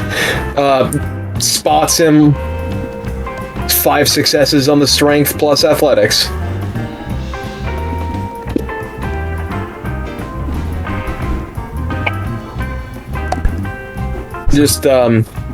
So I managed to catch him? You managed to catch him before the railing gives way and drags him and him back into hell. You also managed to, surprisingly one-footed though you are, keep from being pulled over by his weight and the weight of the railing giving way. Bo, as Evergreen clasp you, much as if you are Roman legionnaires in times of old, giving you a good grip, and begins to pull you free of the falling away banister and the falling away of the railing there. Seconds are vital. Monsters don't stop hunting unless, of course, they're put down. You did not put them down. You two are hovering over the precipice with those things free in the building.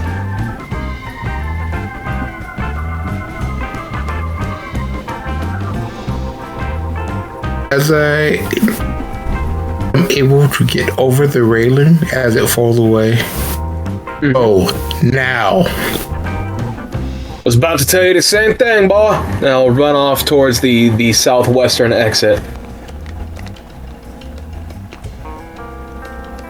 I follow right behind him. Well, not run. Run is a very, very smooth term for his mode of transportation while bipedal, but it definitely describes the speed I'm attempting to get to. Just as he's running, just... What the hell made you break off? Covering y'all 6. The scream that echoes up and out of the smoke rises above the standard, oh my god, of the noise of people trying to get free, people trying to deal with the smoke and reorient themselves in the dark. It rises above the calls out, Eddie! Sarah! That you heard throughout your progress and passage through the building. The scream that reaches your ears and tears through the building is a scream of something dying.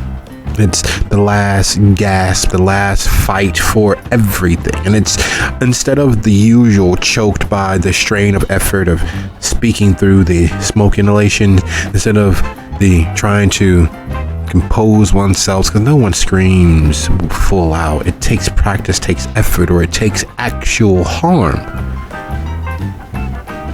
You know what a dying sheep sounds like. You know when the predator sinks its fangs through the jugular. You know what it's like when there's nothing to do but cry to heaven for forgiveness of leading such a careless life. And that's what tears through the building. The snarls have gotten less, of course, because with distance, those snarls don't echo quite as far as they should. But that dying yell, scream, cry, and prayer, that does.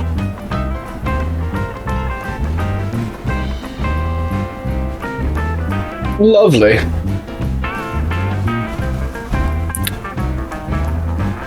So, take it. They're loose then? He just, as that scream kind of begins to taper off. Yeah, no, let's pick up the pace. Southwestern door should be the most clear. Let's go. Do either of you have heightened Right behind you, and yes. Heightened senses? Unfortunately, not on my end. Okay, well, in that case, Negative. in that case, would both of you be so kind as to roll your wits plus awareness -1? Okay.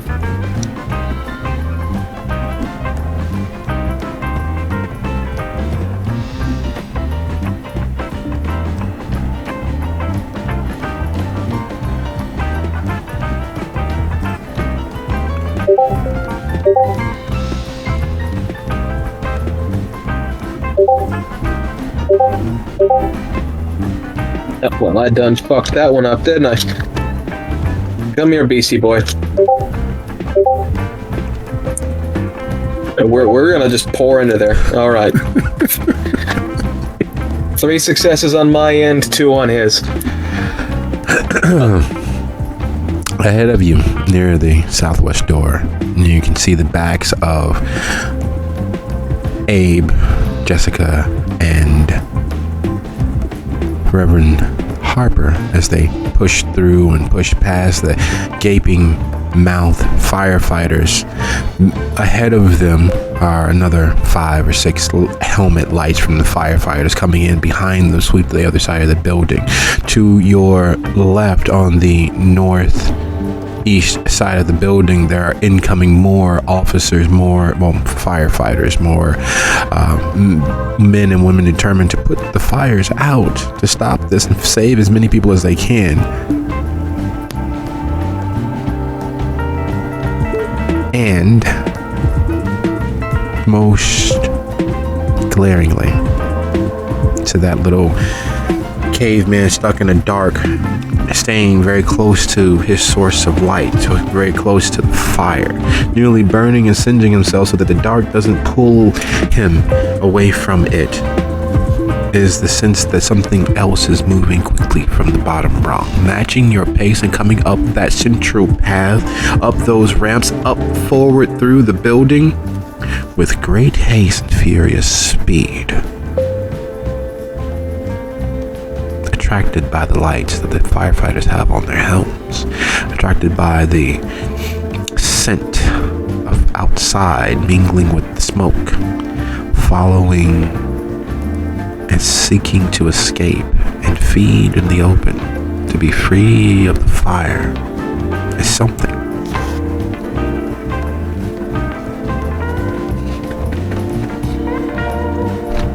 Okay.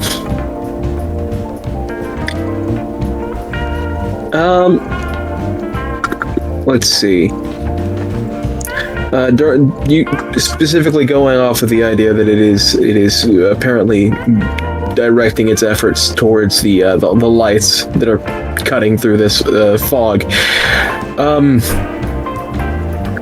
Which area has the highest concentration of these firefighters, at least from a quick glance? Would it be the southwestern or one of the other exit directions? The main door is where they're beginning to funnel through. Most of the firefighters are entering from there. Okay. You guys are far enough away that you won't hear those on the roof seeking to create an opening and let the fire chimney itself out, making it easier to put out.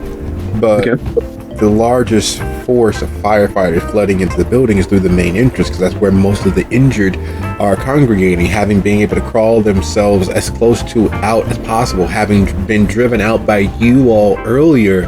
It's still the main funnel. Most of the tourists and people in the building don't know about the side entrances. Okay. All right. Then, going based off of the information I have available, I'm still heading towards that southwestern exit. That's got the least coming through it, and I don't necessarily want to go wherever that thing is being directed towards.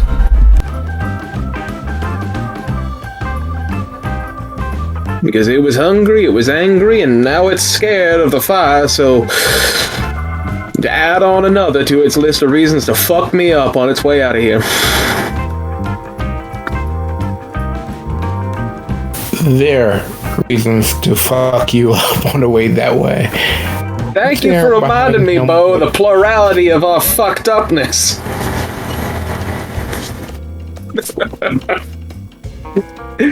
Just wanted to be accurate. Yeah, you better accurately place those steps. Let's get moving, boy. What the rest of y'all doing here? Go! I'll just make my way off towards the southwestern, because I haven't been given the lovely little bit of information from Mal, so I'm just fucking heading. Do we see him? If you respond to that horrible screeching death knell that tore through the building, all but parting the smoke like the Red Sea, yes, you'd be able to see Bo and Evergreen billowing up out of the smoke like they're rising from hell into heaven as they push towards that southwest door. The firefighters moving forward, because a cry for help is a cry for help, and they're moving towards whatever that is driving them forth like all the rats is trying to escape the Titanic. Well, if they can see us, I'm knife handing towards the fucking front entrance. If they don't see us, too bad.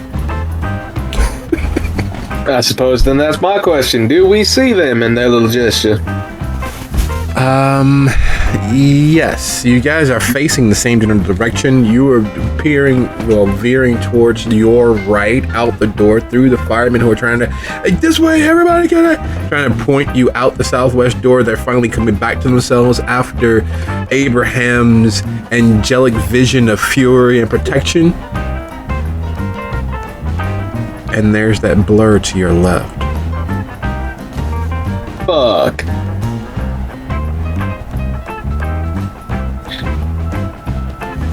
All right. Reverend Noel, Abraham, Mallory. There's wind shear issue. Smoke is going to, like fire, moves to the easiest path of escape, just like water. It doesn't split or billow or move in a direction that is not because of wind force and airflow.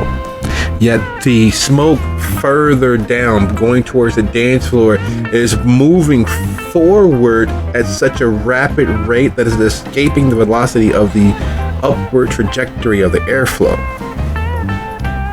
The airflow is pushing in from the outside, yet this smoke is moving forward as if it's being generated by a fog machine or something quickly moving from that direction. Mallory.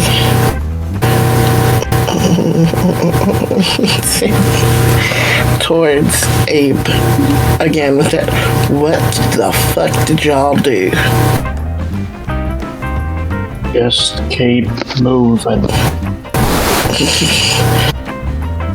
Harper will just smile wryly. It's like, I I got stepped on a few times. As this thing draws close, do I have a moment to react? Yes. Does it appear that it's heading towards strictly the exit or towards our ward? Tearing through anything and everything on this path of escape. Okay. If that's the case, then, if possible, if I've got the range to do so, I'm gonna attempt to get this lady as far out of that particular path as I can. Inbo.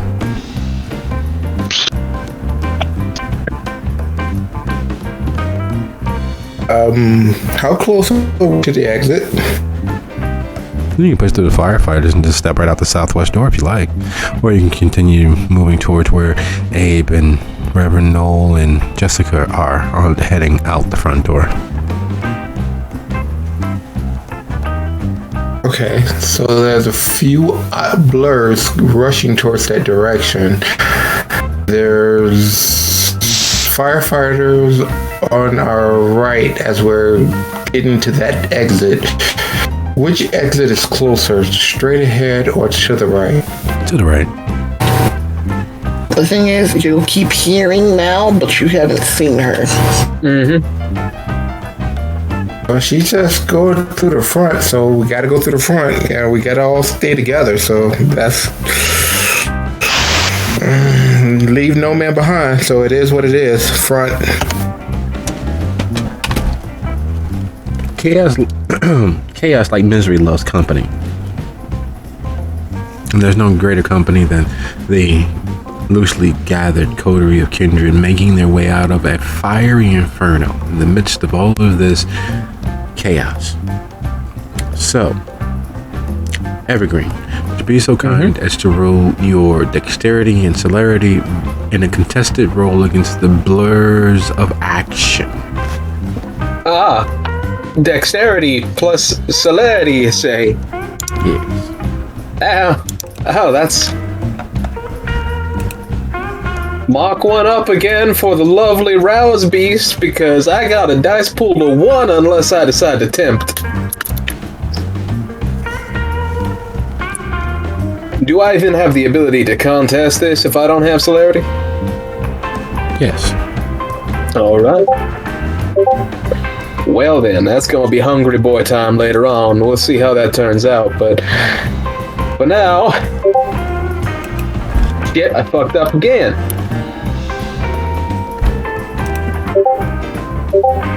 Why? Why do you treat me this way? As you deserve. That's a deep hole right there.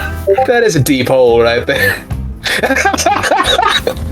Oh, that's a deep hole.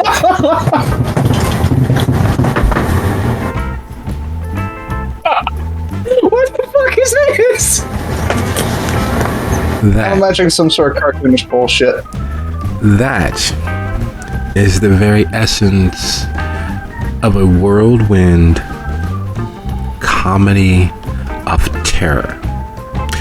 Two bestially possessed kindred of significant enough hunger that anything except for a bestial critical, a messy critical, would have been a failure, versus a one-legged kindred attempting to move one of the many sources of their ire out of their path. Every hunter, every person surrounded by wild animals knows you don't get between a predator and its prey. That somehow, in the moment of surging forward, ambling, diving, leaping for Jessica, Evergreen's beast causes him to go tumbling like a bowling ball, bouncing through the firefighters between him and Abraham and Reverend Noel and Jessica, causing a clusterfuck of body parts and limbs hitting the ground as the firefighters were unprepared for such a significantly strong attack, which was not what he was doing. But in the middle of doing so, his beast, his borderline ravenous beast, as it always is, crawls through him. and uses him to down and inflict harm as he goes tumbling and falling, arms akimbo, seeking for purchase, dragging firefighter after firefighter down, causing him to tumble nearly towards Jessica's feet as this traffic jam of bodies get in the way of these moving monstrosities. Blood calls to blood. Power calls to power. Like calls to like. And Evergreen's snarling visage calls to their already loosed beasts, and they descend on the tumult and the falling firefighters as a pack of wolves would unprotected lambs. The rubberized, fire retardant cloth and fibers of their uniform acts as somewhat of a shield, somewhat as an armor. However, the remotely fresh scent of blood splattering aside several twisted ankles, certain broken kneecaps, certain broken fingers is enough in their bestial state to be akin to flashing a neon red bright cape in front of an angry possessed bull, the movement attracting his attention, the light holding his attention, focusing it in for the kill.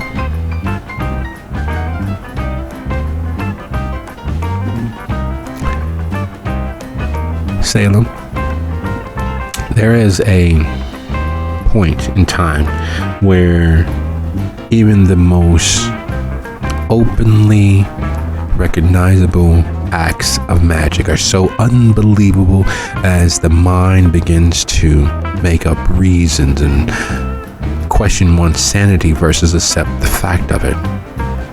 And as they keep you moving ahead of them so that when they get to the scene, you are able to act as their eyes and ears, you realize that no one sees the three of you. People tend to move out of your path of travel. Others cross the street. Some bend down and tie their shoes at the right moment as the coat is whipping past them. As you three arrive on scene, there's a push and a scrum at the front door as Abe, Reverend Noel, and Jessica are moving out of the smoke-laden building as the gathered witnesses with camera phones out and trying to get a look-see from across the street are oohing and ahhing and pointing at the ladder truck with the firefighters heading up to the roof to make the chimney, and behind them it is impossible, absolutely impossible to not catch sight of two crazed, frenzied elder kindred. They're ancillars. That's the guy that owns, that first four blocks of Carrollton. That's the guy that owns the next 10 blocks of Carrollton. Yet they are as white-like as you can be and not be a white. They've used what vitae they have to survive whatever they were surviving. Their clothes are stained and soiled with soot and smoke.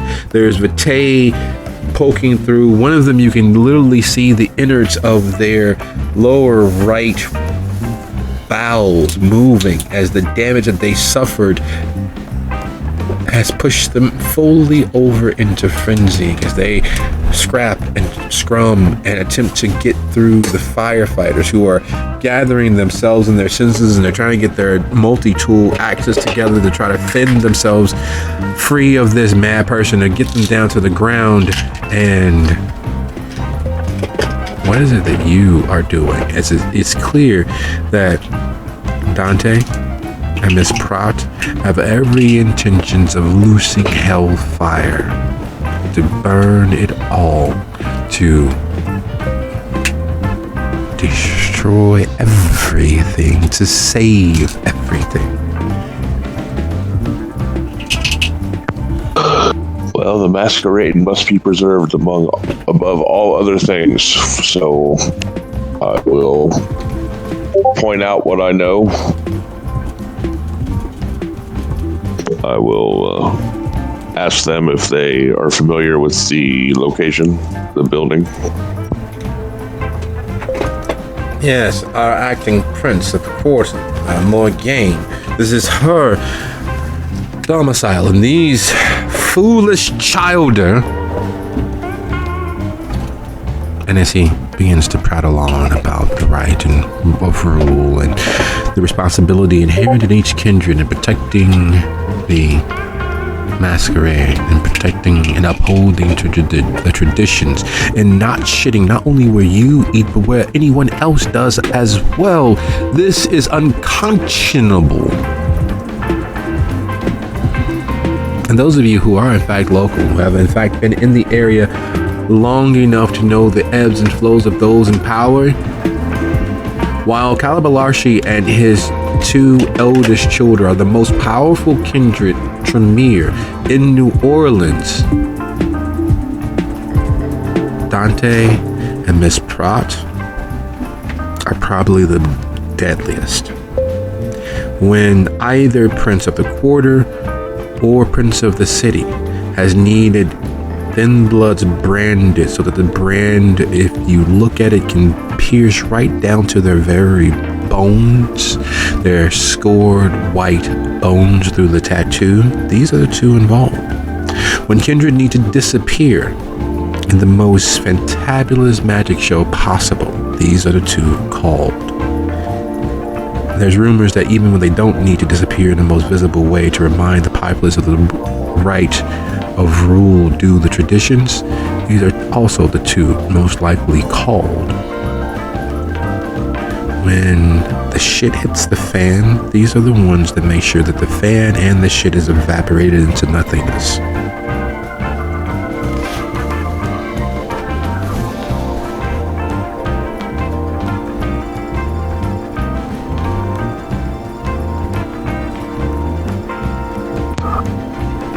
Well, I will see them to it, I guess.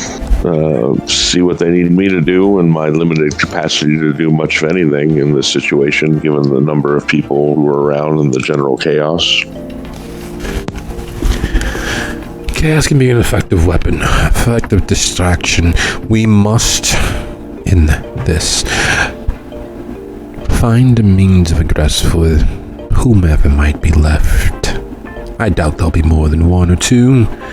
And he moves forward with the purpose of emulating everything. He moves forward with the purpose of drawing close.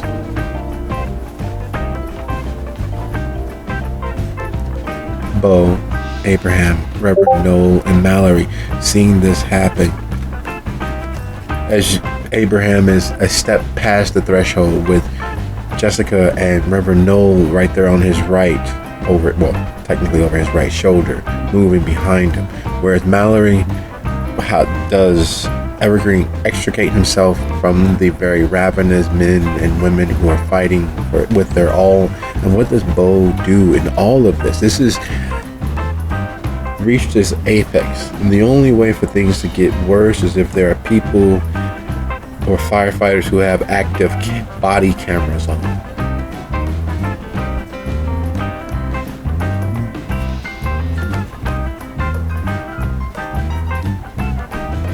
Okay, so kind of asking for a sit rep here. Is Evergreen on the ground? Yes.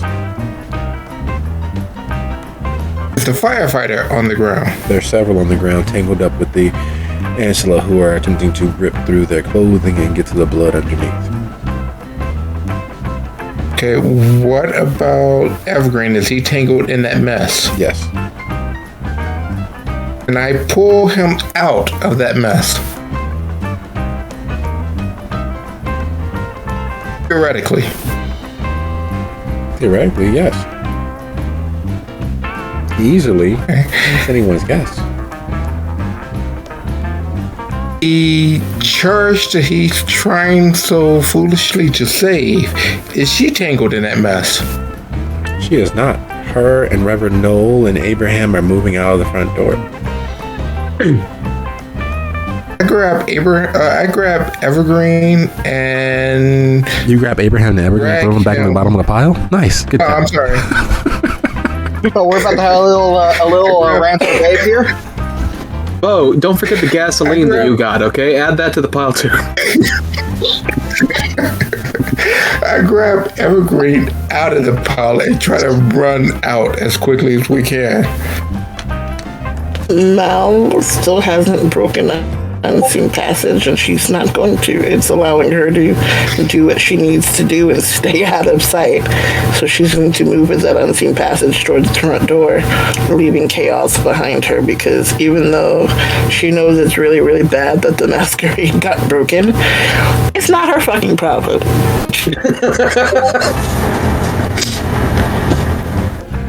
All right. I'm going to need a strength plus brawl contested from you, Bo. You do get a bonus. I'm not taking it that Evergreen likes to be very close to Angela, who are losing their shit. Yeah, it's not a comfortable place to be. All right, so you get to add a +1 to Bo's die pool to fight free of that pell-mell. Salem, watching as Abraham and Reverend Noel and Jessica break the surface of all of that internal chaos as Dante moves forward with every single purpose of putting an end to this. What is it that you're doing?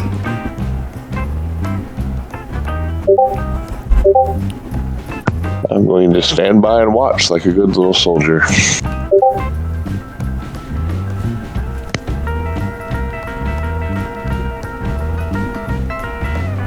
Certainly not going to interfere with my superior.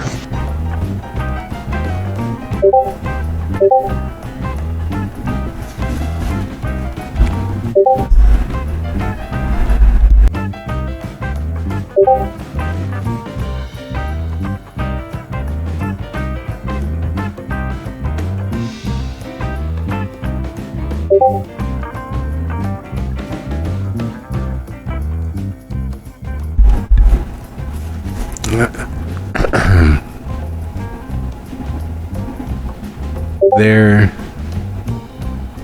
is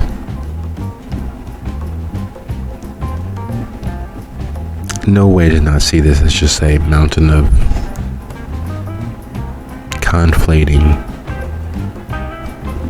chaos. And in a matter of a few seconds, it gets as bad as it possibly can. And in a matter of a few seconds, there's light at the end of the tunnel. And as the Ancilla go down, as the firefighters somehow find their footing, as your particular coterie of kindred come staggering, rushing forward and out of the building, as Dante stands there, as they instinctively, without realizing that they're doing it, move past him to the left and to the right, opening down the center of their grouping, leaving him standing there in the doorway. His actions being carried out to the nth degree as the Ancilla fall on themselves. It is clear that Miss Pratt is marking everyone who's leaving.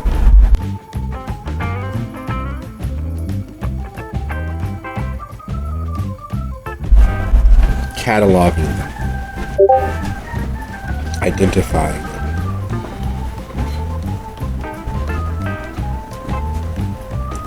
and the fire reaches its crescendo as a gust of wind brushes past him. The firefighters, protected by their fire retardant clothing and them grouping together, them trying to figure out exactly what has happened, how it has happened.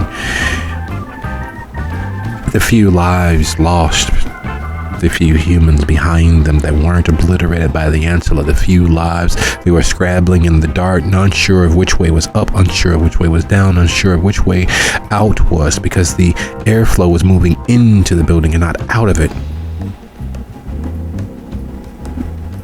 When the dust slowly begins to settle and the debris stops moving quickly and away from the building, Dante turns to Miss Pratt and she nods. I believe we should vacate the premises and then find more gain. Everything is a lot, but there's no way to describe the destruction inside of the lamplighter except for everything being ruined. Several millions of dollars of effort would go into rehabilitating the building. Several millions of dollars would go into the cover-up of hiding any details potentially found. There's no way that the onlookers or yourselves can see this as anything but a mystical, magical intervention, as if God himself or herself has reached down and decided to spare you from being immolated or eaten. As you all move away from the lamplighter, do you stop and mingle with the crowd, the onlookers? Do you bow for an applause? Do you stay to inspect what's happened? Absolutely not. Oh, hell to the no. Staying was the objective before I managed to get a VIP outside the fire and hell. Right now, my objective is get the fuck to the poison apple. Getting the fuck off the streets.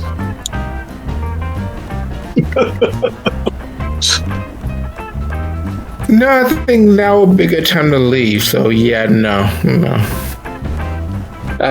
I'm sure whatever hell we cause here will catch up with us eventually. No reason to give it a head start. No, we're just gonna stay here and let the Tremere blast us. Oh, yeah, you're right. So as you all are leaving and heading toward the poison apple, who's taking point? Who's taking lead? You guys haven't. While the thoughts are percolating in your head, no one has the ability of telepathy. So as you and have Jessica, who is still mildly freaking out, because that's unusual, to say the least. Oh my God! What? Who?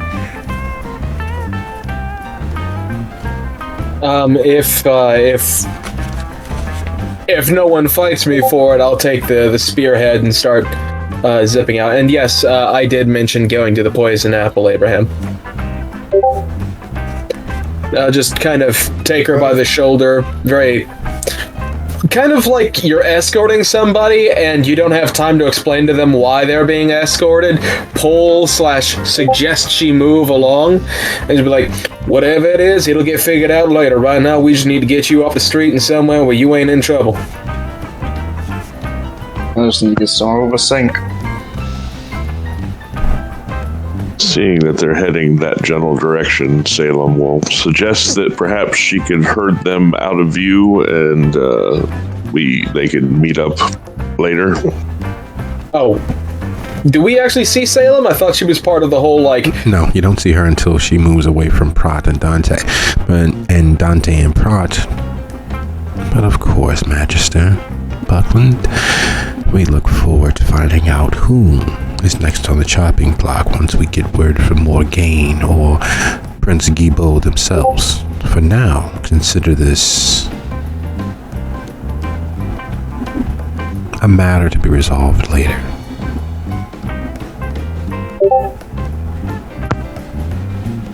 They'll be at my place in the immediate future. Beyond that, I don't know. But I will let you know. We'll reach out to Prince Guibault and back channel as many ways as we can of contacting Morgaine, the Prince of the Court. Do keep them close.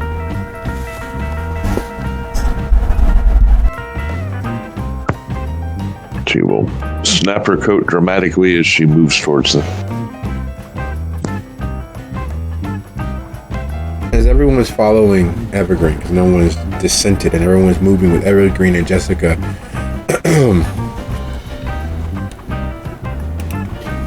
being as he is in fact a local, does Evergreen attempt to move between the back alleys and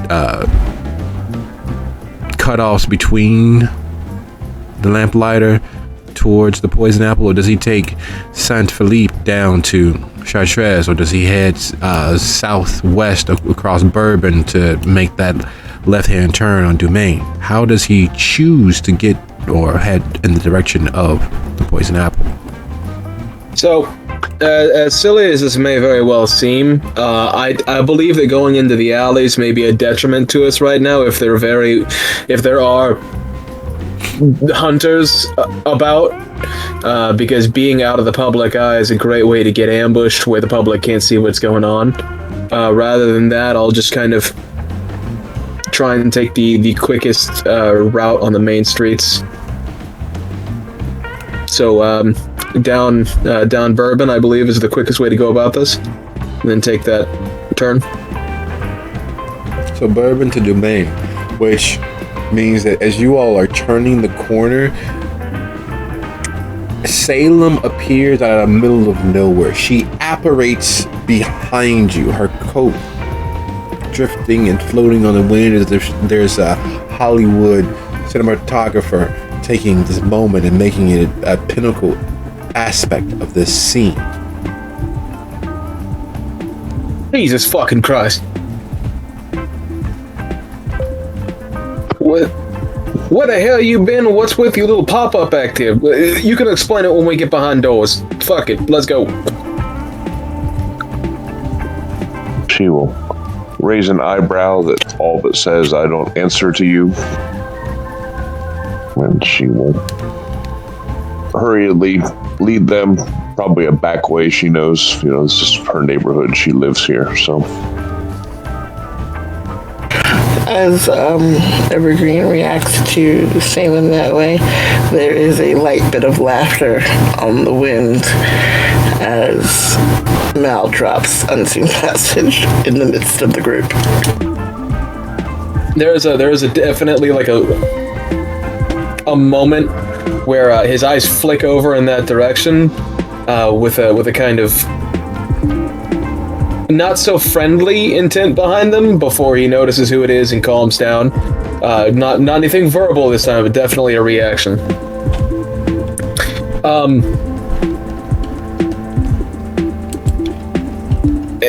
Since they're going to her haven anyways, if she's gonna start leading them down back ways, fuck it, I suppose. She'll definitely know a quicker route, but I'm gonna keep an eye out in case anything fucked up starts happening. From what I'm aware of this area, a lot of the back ways are locked up, specifically because there's too many tourists and you don't want to let them in around your building or anything like that in a dark space. But if you've got a way through, Evergreen's following along. Typically during Mardi Gras, the off the beaten paths that are available have been mapped out and done so that there isn't a high likelihood of being able to vandalize the locals. Unfortunately, this is not during Mardi Gras. So many of the ways that Evergreen is naturally mapped out in his head, knowing that, okay, well, you can't go that way because then the Voodoo Museum, of course, has most of that blocked off, and you can't go that way because 905 Royal has that blocked off, so you don't get near the backside of the building. Then you got, the Andrew Jackson over there who keeps their property because they don't want anybody climbing the fence to get to them. All of those are open.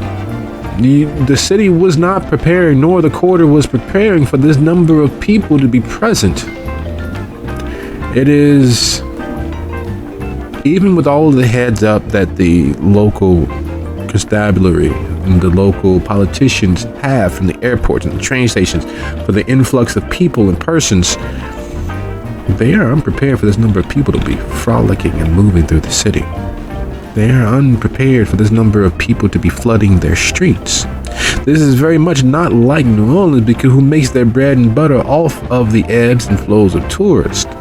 This is something outside that. And as you all move counter to the one-way traffic of Domain, it is glaring. Not because there's so many people present, but because you're not getting the usual feel and vibe of the quarter. Normally the people moving off sidewalks and dancing in the street and walking 3 and 4 at one side by side, or taking pictures of the passing parades or funerals, and there's embracing the spirit of party. There's embracing the feel of being served and the hospitality of the quarter, the hospitality of the people that prompts this release, this vibrancy that is missing. There's still people milding and taking selfies and taking pictures, but there's none of the dancing, none of the singing, none of the clapping, none of the rejoicing in being here. It's missing. There's something to the left of normal in the offing.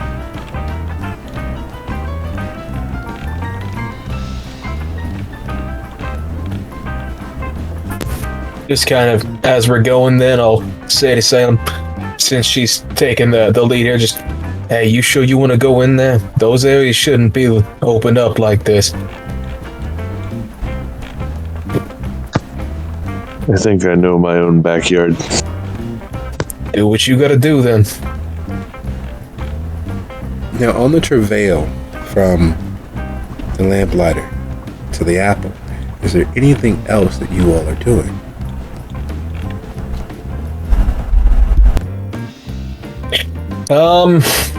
Always looking out for anything that looks out of the ordinary, even though these things are kind of odd. He's following them away, but he's looking for like anybody who's watching us, looking at us, anything that looks out of the ordinary for what should be happening. Like there's a best case scenario, there's a worst case scenario. What's leaning more towards the worst case scenario? Yeah, that is definitely a good idea. My understanding of the situation is that there'd be a lot of people end up looking our direction, if only for a glance. So, rather than looking specifically for people who looking at us, I'm trying to find any faces that are a little bit too familiar, following us along as we go. You know, if I see them once, twice, thrice, and it ends up being less of a coincidence and feeling more like a planned thing, that's what I'm trying to keep an eye out for. Okay. That being the case, would those of you who are following along the scent of paranoia to make sure that you all are as divisible from the whole and private unto yourselves as possible, would you be so kind as to roll either wits plus stealth, wits plus streetwise, or wits plus awareness?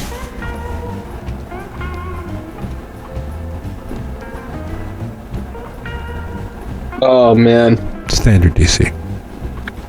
y'all are probably gonna hate me for what's about to happen.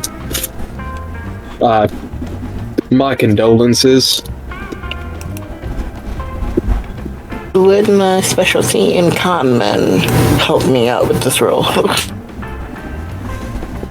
No.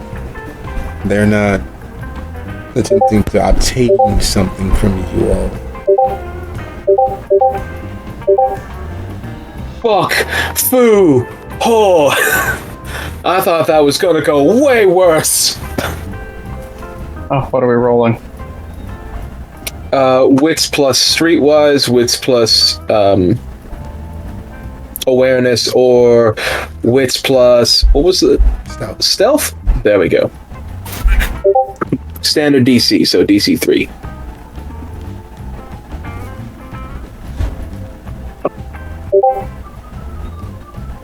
Gotta add that beast, boy. No, Mel was distracted by her jinglies on her arm, so.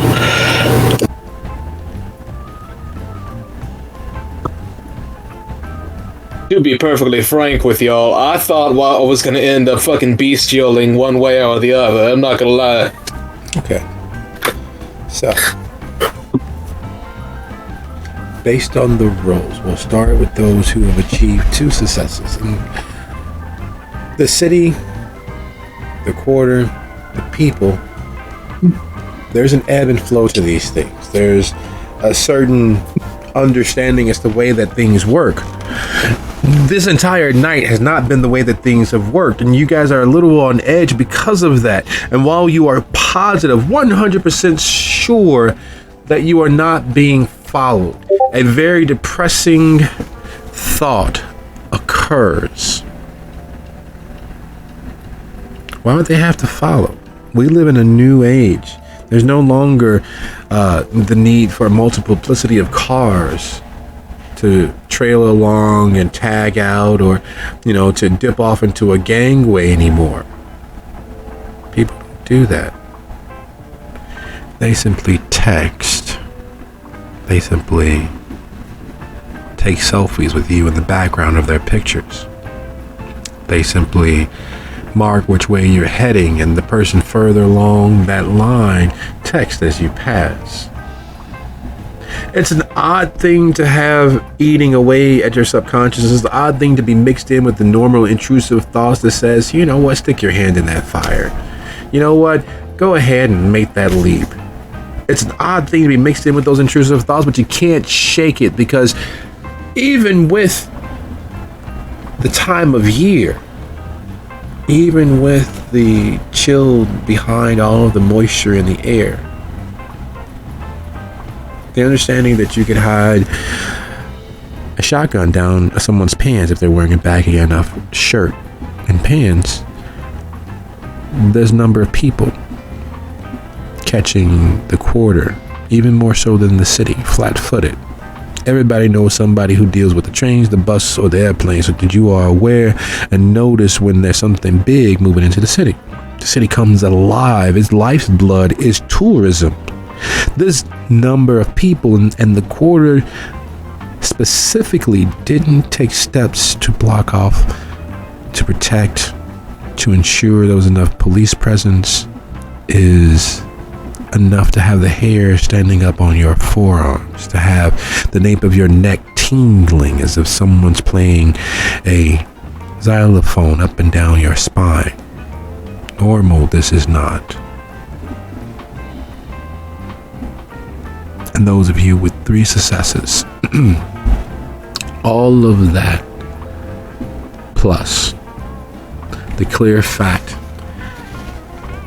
that you are sure that you bloody, smoke-covered, dirty, beaten, and showing obvious wounds are a sight. You all stand out. And you all standing out in the background of at least one selfie taken in your general direction. It's not a sign of the apocalypse, not specifically, but it is in the same chapter. It is in the same book. And it's definitely something from the end of the Bible where things get science fiction-y. It's definitely written on some cave wall somewhere.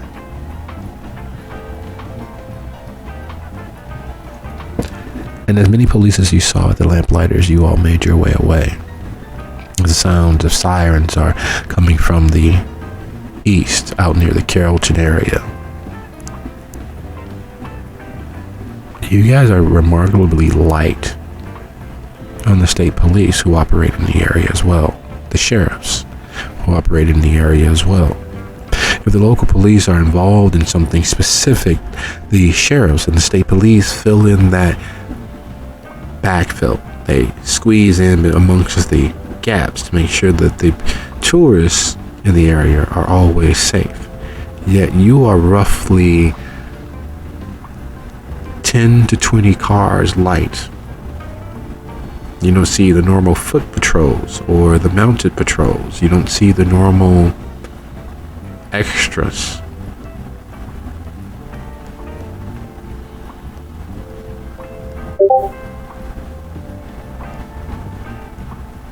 How lovely.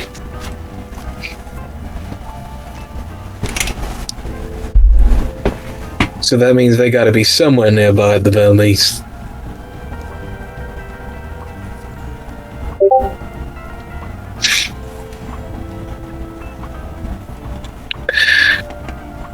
Just, Salem, you got somewhere else nearby other than your direct place of business that we can drop off at? Might not be a good idea to go there directly.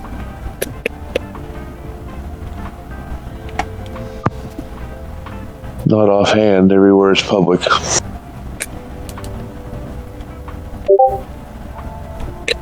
Alright. If that's My our place. best op- My place is closed, and if there's rumors of occult activity, that only improves my business. Alright. If that's the best option we got, but you may want to start thinking about looking for, well, alternative locations soon enough. Abe's gonna be looking to see if there's like a manhole thing anywhere nearby, some sort of a get off of the street in a literal sense. You sort of get under the street. You know how to get to your place from this from underground.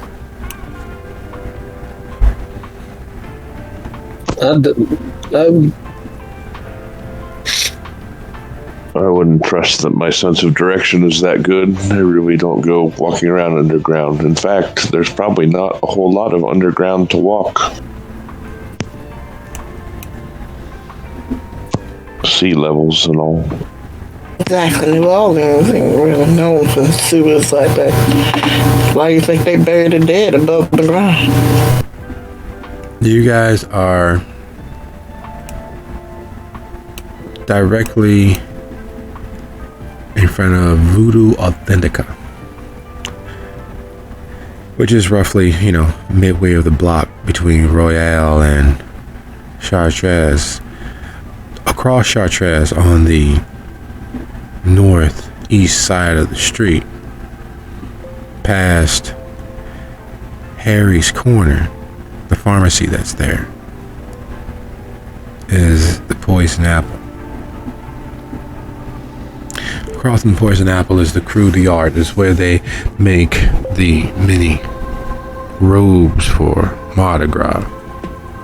Next to there is Trixie Minx, and they do pictures and videography for nearly everyone's needs. Next to Trixie Minx Productions is Trixie's Burlesque Boutique. It is filled with, and especially with the number of tourists in this area at this time, it's filled with tourists who've come down and want to take a walk on the wild side in the safest way possible. There's an alley behind Trixie's Burlesque and behind Crew d'Art that would give you a straight shot towards the auditorium, give you a straight shot towards the Poison Apple, until you make that diving, lumbering run across Domain into the Poison Apple. You'd be off the street, or at least easily out of sight. You'd have to go looking for you because of the way that the alley is fixed. The dead end down there by Dark Matter off of Madison prevents most people from passing through, unless of course you know that the gate, despite it being locked, is never really locked. The chain and what have you is there for show. It's to seem as if it's secure, but allow the staff for Dark Matter to step out back and have their smoke, or just step out back and take a bit of a fresh air.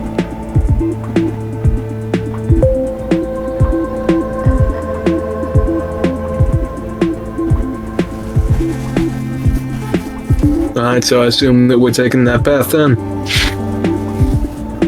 That sounds like a good idea to me.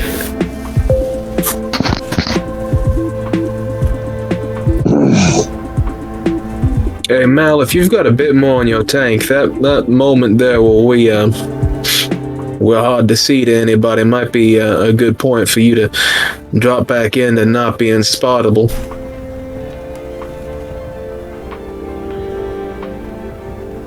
In case there's anything you wanted to check out before we hunker down.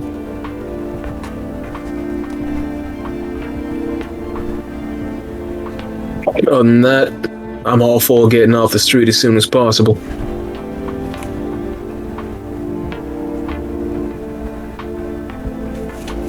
Drinking softly. I guess if she's in the middle of everybody, it's hard for her to disappear, because technically, even if they're not looking at her, she's in the midst of everybody. I mean, you could always shuffle your way to the back of the group.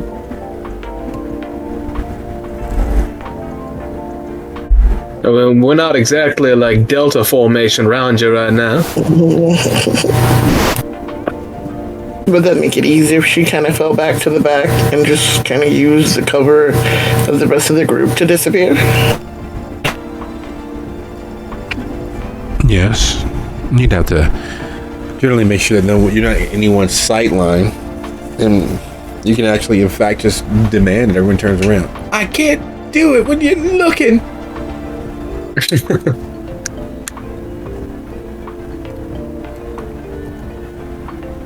As you all enter into the alley space directly across from the auditorium, Jessica finally collapses. Not passes out and falls on her face, but uses the brick of the building to slide down and sit on her haunches. She still has not relinquished the stake in her hand. The entire trek across the quarter, this entire moment, she still hasn't given up the stake in her hand. She does, however, take off her glasses, which are mostly for show.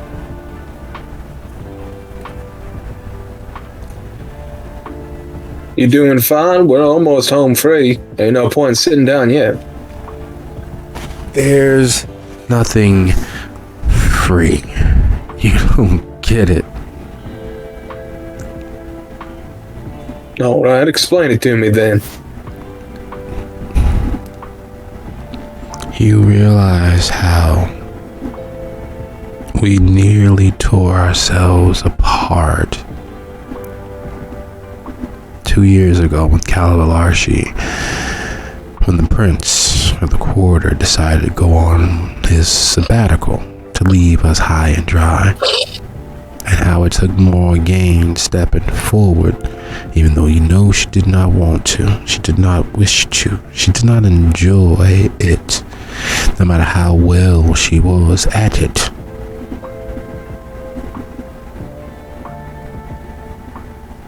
We about to have that same problem, but more so. They tore her apart. They drank her life's blood. We no longer have a prince of the quarter.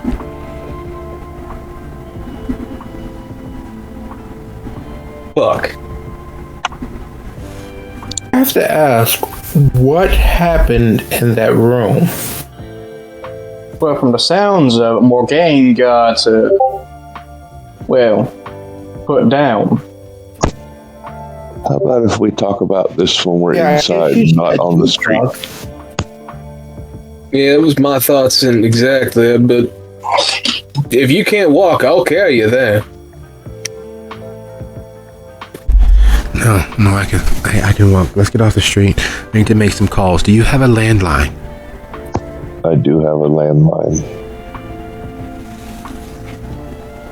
She stands up, and when she finally stands up, you realize just how many wounds are writ big across her formerly well-tailored pantsuit.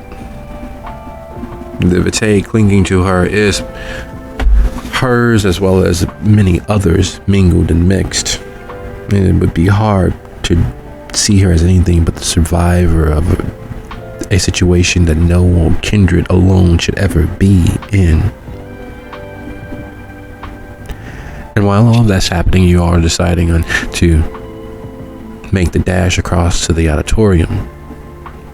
Mal having gone invisible, did she leave before Jessica had a moment to begin speaking? Before Jessica slid down the building, or did she wait?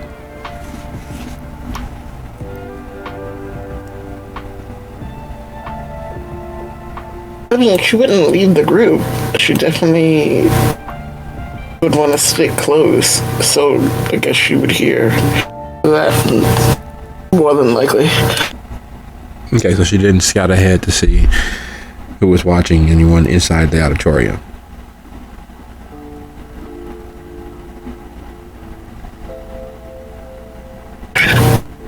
She could have gone ahead, but it's more like she's taking her time. She's not going to rush ahead. It's more stroll, very slowly.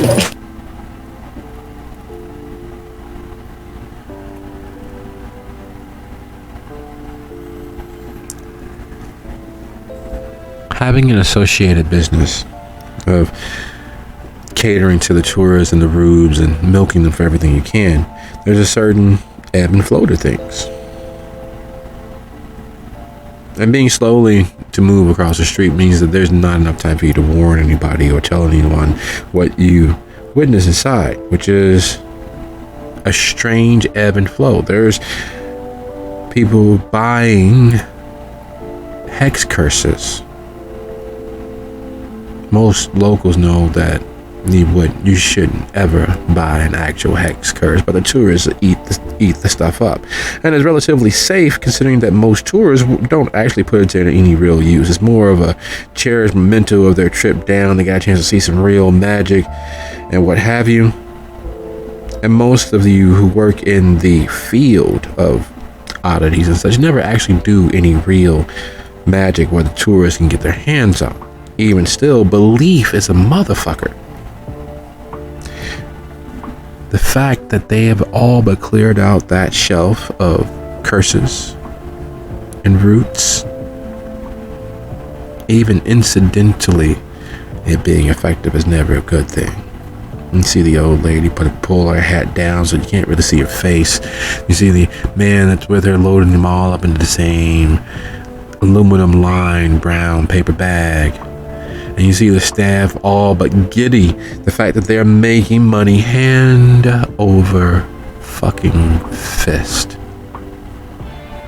And as you take that in, the coterie is there moving through the front door. Salem, where are you leading everybody?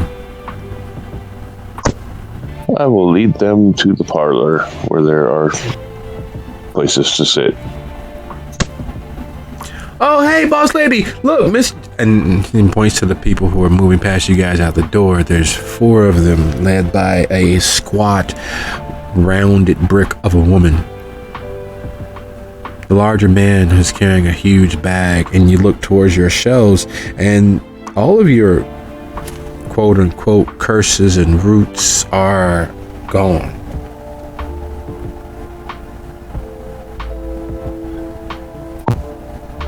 I will make a mental note of these people, trying not to outwardly pay them overdue attention, a polite nod.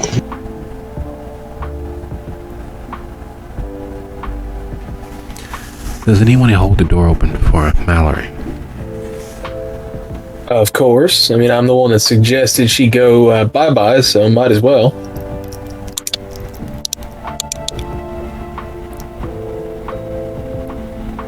If that crowd is making their way out, I'll feign as if I'm holding the door for the crowd.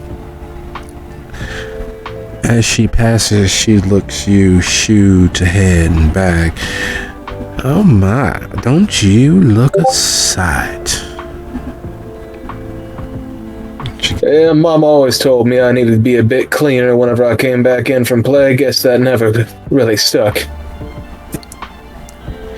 I suppose it did not. You have a lovely evening. You as well. While Evergreen interacts with them and kind of holds them up, Melody does make her way around them. She feels like she needs to figure out what they're about, so she's going to focus on them a little bit and go into premonition. Alright, go ahead, roll that lovely rouse. And roll your wits plus resolve. Aspects. Wits plus aspects? Yeah, for Mallory. And if Abe's just gonna look for a place to clean up. Come on, Mallory, join the hungry crew. Let's go. Here's hoping none of the staff have a small cut on them, otherwise shit's gonna get real. I mean, I'm literally bleeding. Oh, fuck.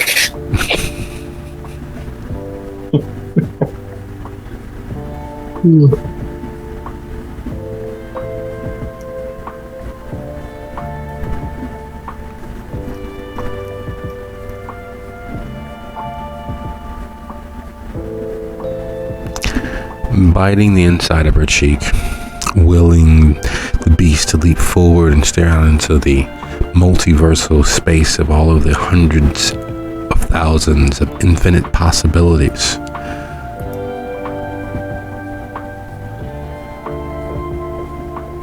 Mallory sees poison ivy standing atop a cistern somewhere in the city. She knows that it is here in the city. May not be exactly in the quarter, but it is close enough that it counts as much the same. Poison ivy has a huge vine growing up and out of the ground near at hand, forming a slide through the metal of the cistern lid, and chemical after chemical after tincture is pouring down the object into the cistern, poisoning, blessing, and cursing in equal measure everything that takes in that water. Not far from this poison ivy, this tall, greenish skinned, red-haired woman, there are a army of harlequins marching through the city, each of them carrying a full-fledged, double-edged arming sword. They're lashing out at the shadows, attempting to crawl forward. And everything that they touch with their sword erupts in flame. Everything that erupts in flame eventually peters and falls away into shadow, leaving a dark, umbrous version of itself standing. And then you see a stereotypical mafioso from those gangster movies that are still in black and white. Yeah, see? Much easier. And this stereotypical mafioso tosses a rose which burns up, then tosses another. Then finally this stereotypical mafioso picks up a Tommy gun and starts shooting movie film celluloid over the flames, dousing them, returning what's in shadow to its living version of itself. And all the while, poison ivy is over the cistern, one thing after the next into it.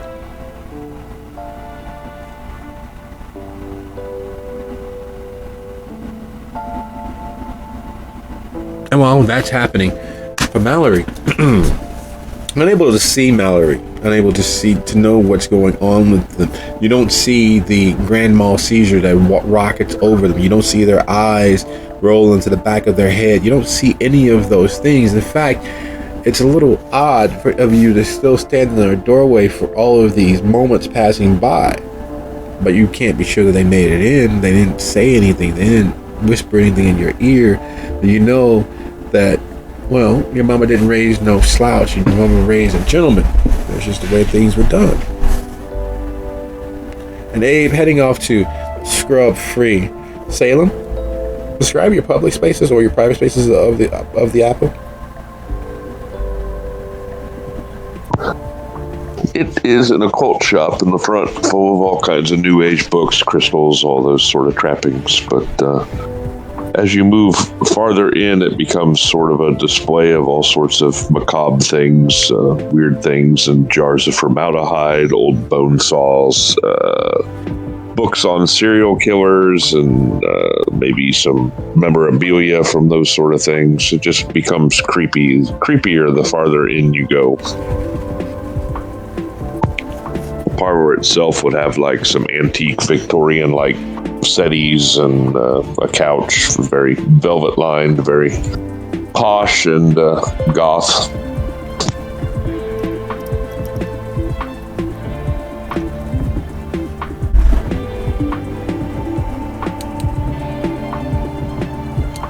That's all I got. It's late. Okay. So is there a restroom for the public and a restroom for the employees, or is it all one singular entity?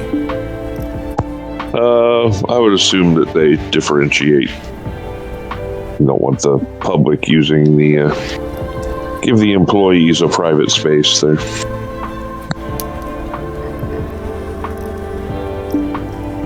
So walking through a public version of a house of horrors, how does that sit with Abraham and his religiosity? And how does that sit with Reverend Noel, realizing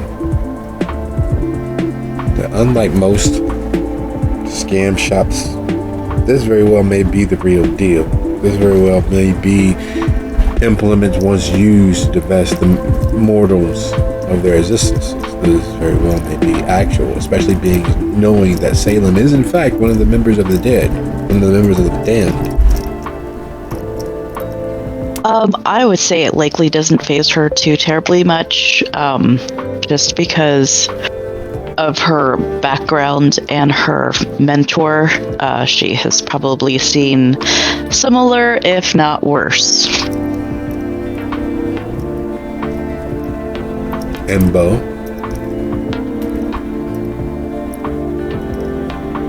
A soldier with very little knowledge of the occult. This just looks like a scam shop as far as he's concerned.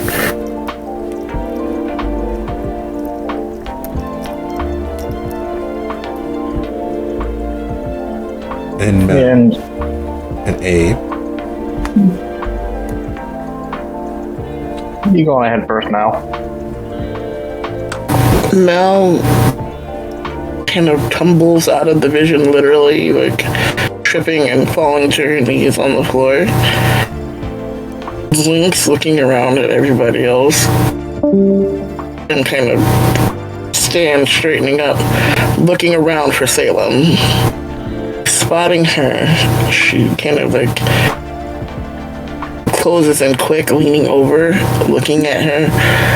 Those people are up to something here. I don't know what they're... My vision just now, it was... Poison Ivy is going to poison the cisterns, and they're a harlequin with giant swords running around the city, turning things into shadow, and a mobster comes and shoots up everything.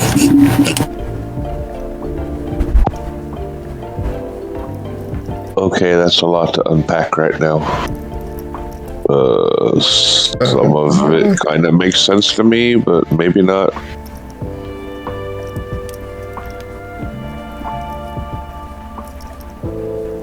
But the thing is, those people seem part of it. The ones that just left that you were staring at. Yeah, I had gathered.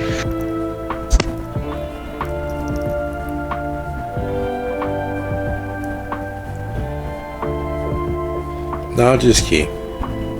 Being forewarned is being forearmed, and who wouldn't like forearms and stuff when it comes to having to put on a jacket? So as you all make your way into and settle into the parlor, the truth and facts of what happened this evening, as Jessica settles and chin up, kind of head nods towards Salem and attempting to remind them about the use of the landline.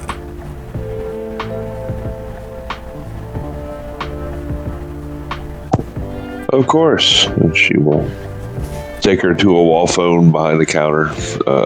As she's doing that, she will start closing up shop, send the girls home, and tell them that there's something going on out there, so be careful, but we need to close down. We don't want it to move into the business. Oh, sure thing, Salem. But oh my God, you won't believe, like, we were having a record day and we just cleared out most of our stock. All of the chamomile, all of the dogwort, all of the nude, in fact, most of our stock of mercury objects are sold out today too.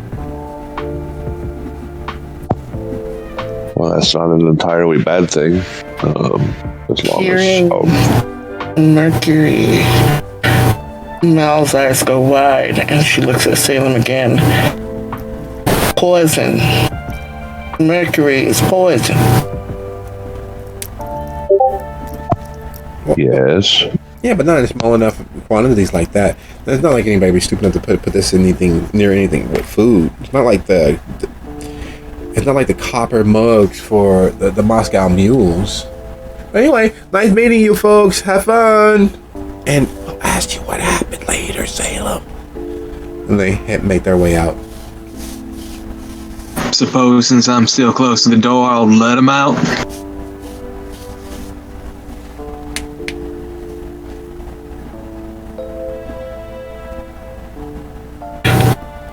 So, we'll have to work our way through whatever the hell it. Yes, exactly that. Pardon, real quick, just an OOC thing. My the internet on my PC decided that it wants to shit itself, so I'm on my phone right now. There was a solid minute and a half that I didn't hear, so I'm just gonna ask a question. Was I was I there and able to hear the revelation that Mal had, or am I unaware of the prophecy that she gave? You were there. You were there. Okay, cool. So, from just a brief point of access, and nobody, feel free to shut me up if I'm saying anything that I shouldn't know in character. But I'm aware that Calabalarshi had issues with Chicago. You said old school mobsters, so that might be what we're dealing with there. Something from Chicago come in, clear up, or put down whatever the hell's going on. And as for the jesters, my understanding is that they're going to be throwing things into chaos. Just from my we'll see how it turns out, though. It's gonna take me a little bit while longer to parse through that shit. I'm not exactly good at riddles.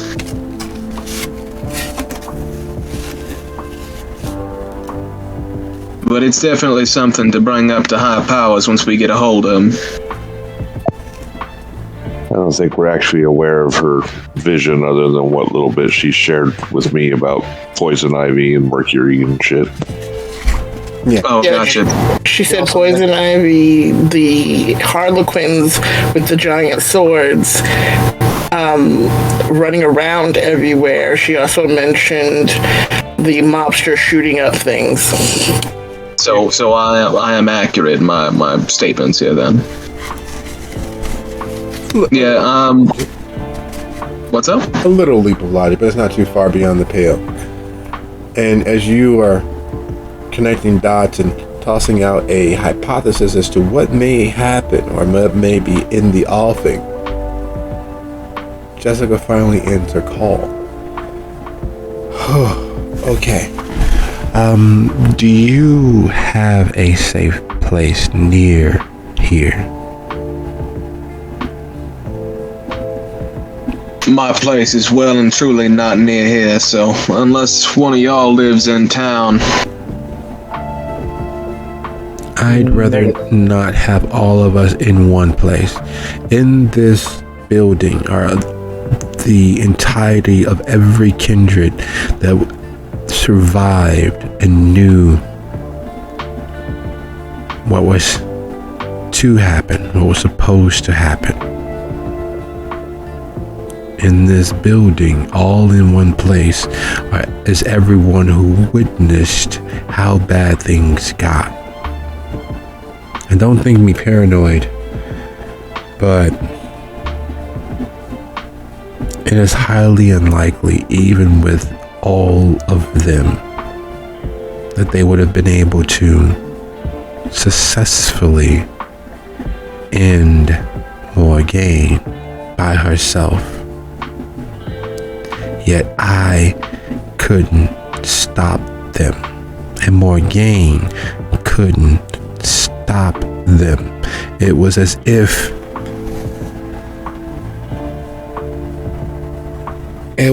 someone took them and increased them to full elder status. It was as if someone took them and manifested in them strength that was equal to or beyond Morgaine herself. They just wouldn't. Who is the them that you're referring to? Probably the two motherfuckers we saw coming out of there with violence and fury in their hearts. I'm But sure unless they were part of them, but there had to be more. It couldn't have been just them, Morgaine, and her. That doesn't seem right. Something seems off about that. yeah, there should have been 5 plus Morgaine in there. Were they all in on it? Yes. Every member that had been brought forward for this peace meeting, from Carrollton to Ferret, are suddenly stronger than anyone had any idea they might be. Able to stand against Morgaine. That just...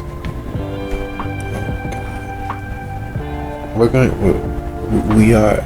If you have a way out of the city, I believe now will be the time to start.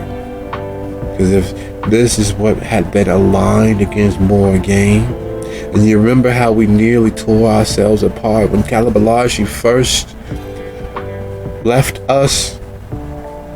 Without him, without Morgaine, Yibo isn't strong enough to take full control. It's the reason why Calabalashi was able so successful to begin with. It's the reason why the peace lasted as long as it has. And now the key component, watching the tourist trade, keeping the quarter safe, helping continue generate the tourist economy is gone. All of the visiting kindred who will no longer have a gift of hospitality or a safe place to feed without leaving their trash and mess all over our streets. Oh God, this is... We need a safe place for not all of us to be in one place at one time. Whatever this is not a simple thing. 5 relatively unaligned kindred working against the grand hostess. They might as well just declared war on the streets. God.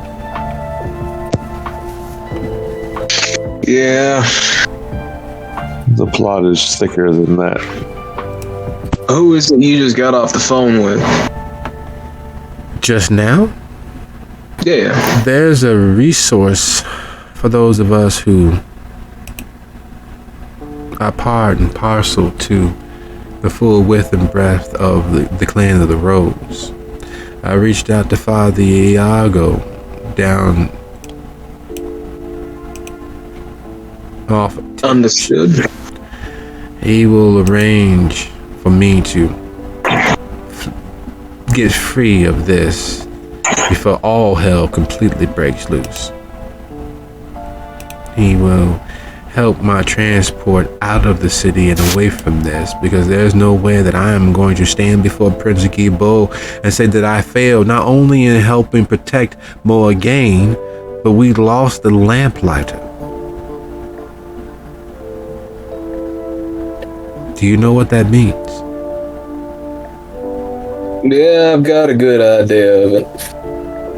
I'm not going down for this. I've bled for this. I've given decades to Morgaine in the city. I am not going to be used as a scapegoat by Gibo.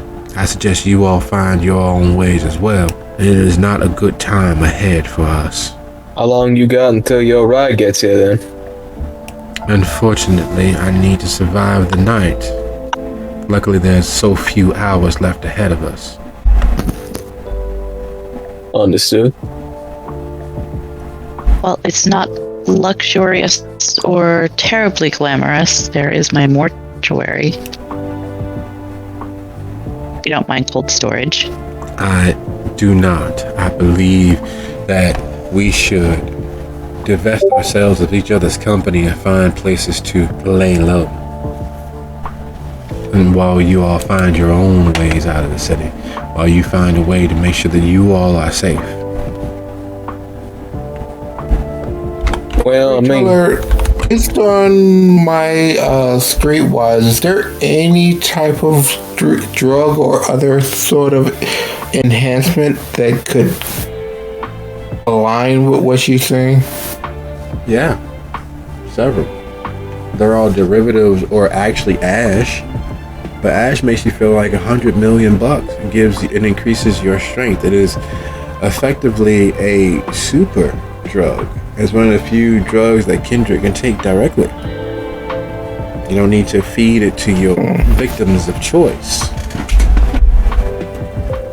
It's been known to give Kendrick the ability to lightly surf on the wind. It's been known to give Kendrick the ability to not only punch above, but feed above their weight class. It is a super accelerant, and it is, in fact, as addictive as anything save the kiss, and everything save the kiss.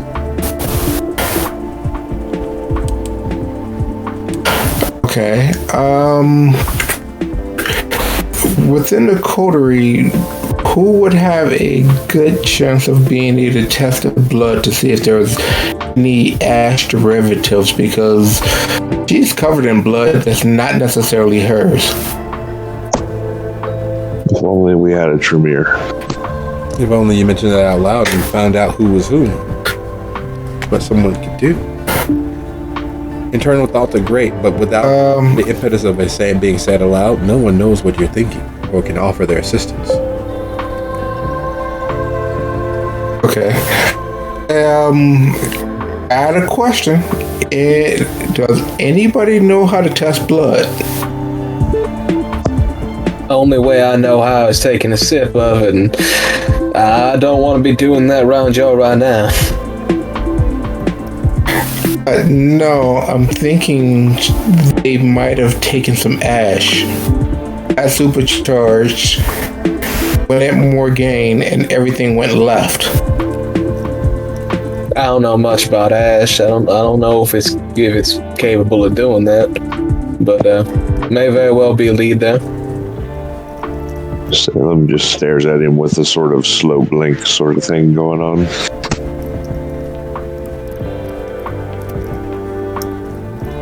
I mean, I don't know how to test it, but I know that ash exists and it's supposed to give everybody a nice little supercharge. So I'm thinking ash. While y'all are handling that, I got something I need to hash out. Just come find me if you need me. Yeah. Well, let's start here. Do you have any of that blood? It's all over her clothes, isn't it? And the steak she hasn't let go of. No, if you saw what I saw, I've never seen Morgane as angry as she was by the simple attempt. I've never seen that many kindred do that. It was like a pack of hyenas and she was a baby lion.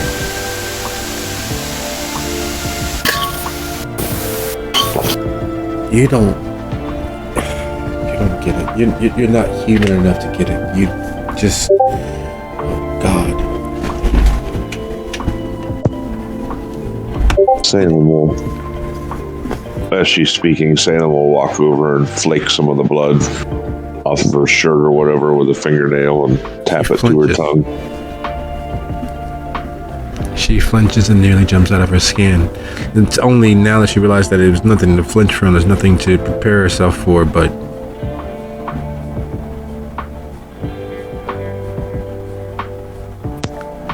now, sorry, dear. Did you go to the phone?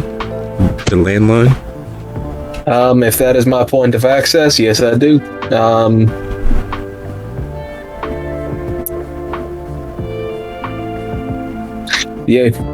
Try and... Is the landline in the room with everybody right now? No, it's behind the counter out front. Same place that she dialed from. Cool, I'll go up there and get on the landline then. While you're reaching out to your resources, trying to figure out how to best solve the situation that lays ahead of you, a princeless quarter There's no better declaration of war. A potential ash epidemic grown beyond the use of just the visiting tourist.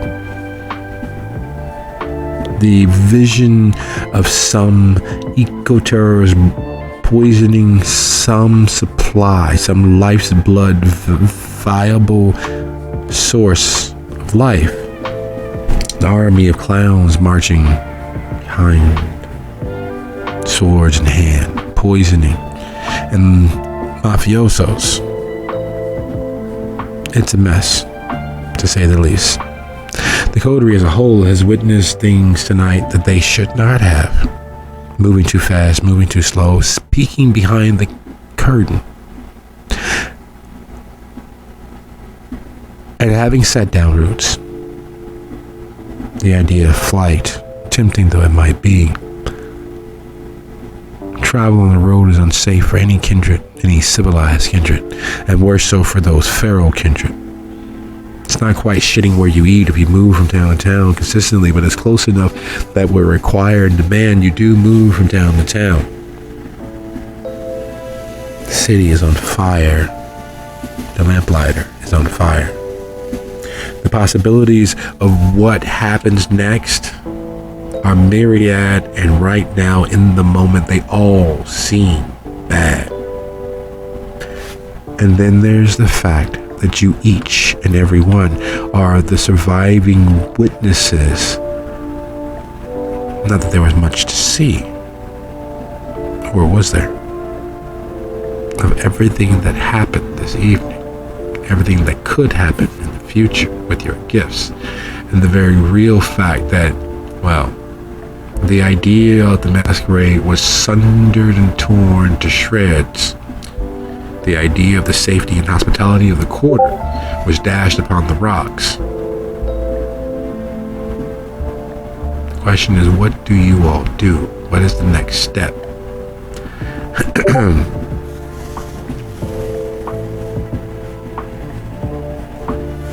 I've got mine pretty much in mind. How close are we to sunrise? Question. Just under a few hours. Well, seems like it's about time to everyone to get to their various homes and hunker down. I assume the rest of y'all are in the long haul, like y'all. Yeah, just about. I've got a open invitation to anybody that wants to rest their head well and truly outside the boundaries of town tonight, but this morning. But I ain't gonna force nobody to come along with me. Quite possibly be safer if whatever's going on is at least limited to a localized area. My haven is safe enough. I think I can pretty much take care of whatever is going on in my haven, so I'm pretty good. Pretty safe. Anybody wants to come, they're welcome to, but it is sort of Spartan. Yeah, I'm about the same way up where I'm at, but Jessica, what's your plan? You gonna be resting your head here tonight, or you got a safe house you're going to? I thought I was going to the morgue with Reverend Noel. And the moment that she says that, Salem, would you be so kind as to go ahead and roll your wits plus blood sorcery?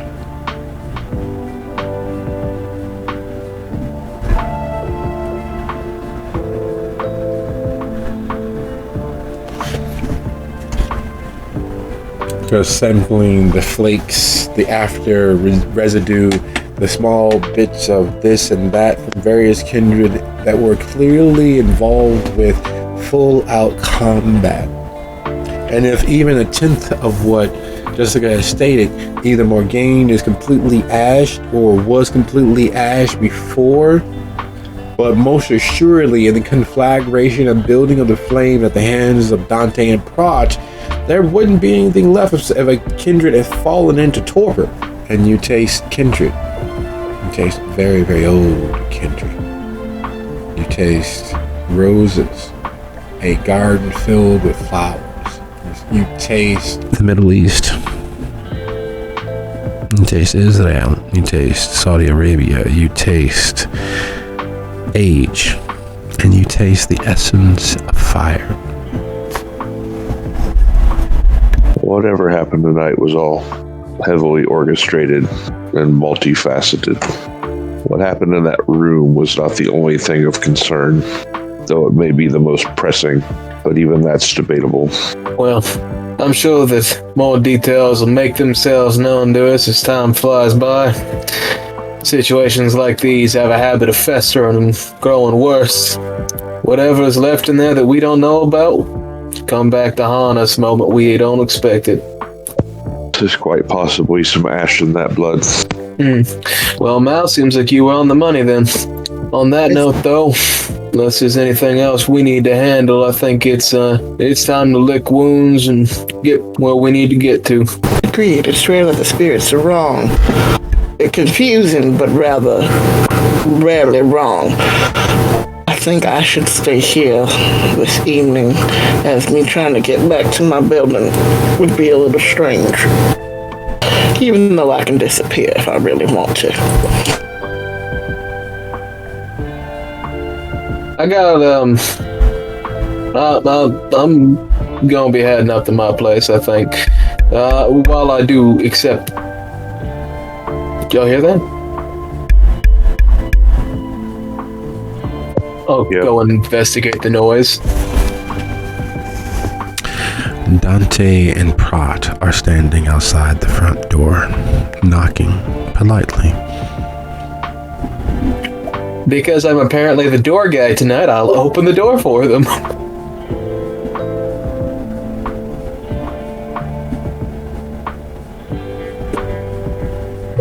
Look you up and down, as if you were something that they scraped off their boot and decided to run away from them.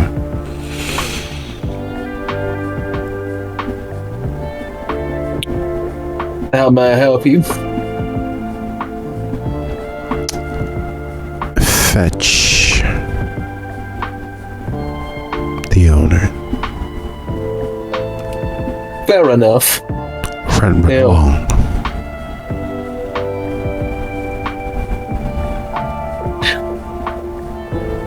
I'm sorry, what was that? Run along and fetch.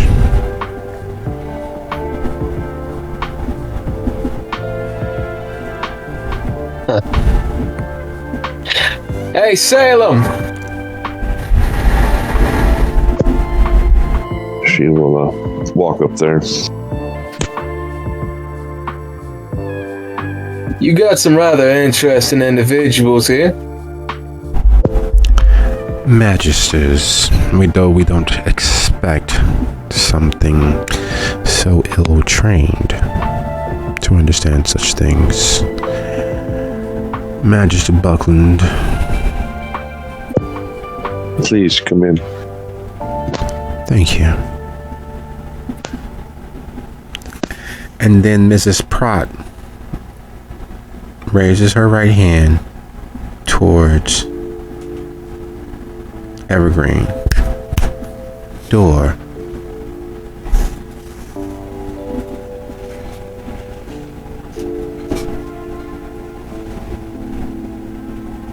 Oh, man.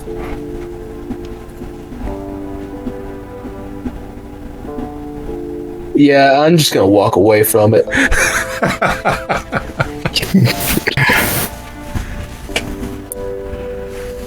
Who looks at all of this happen?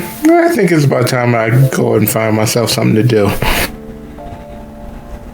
Magister Buckland. Due the intervention of Prince Gibo, your associates are remanded to your custody, pending a full investigation to clear them of all potential of assassinating Prince Caliber Alarsh's representative Morgaine. They are the only existing witnesses. And as despite Jessica being present as well, they have other accommodations arranged.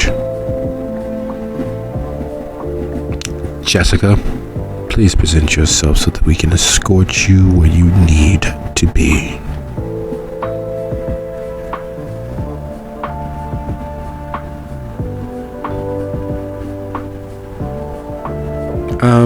You're not with Father Iago. No. Your favor has been called due. Your boon is being granted to you. You will come with us willingly, or we will take that as a violation of the boon you have. And if you abandon it, what falls on you will be your doing. Oh, no, I'll come with. I understand. Well, thank you for your hospitality, and I wish you all luck. She gets up, claps her hands together, puts her hands in her pocket, and follows behind them. Magister Buckland, your associates are remanded to your custody pending the successful culmination of the investigation. She nods. They turn with Jessica and they walk out.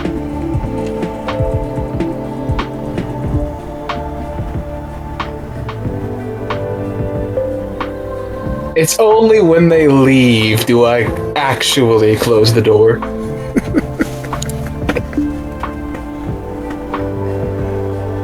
What is it with your clan, I swear?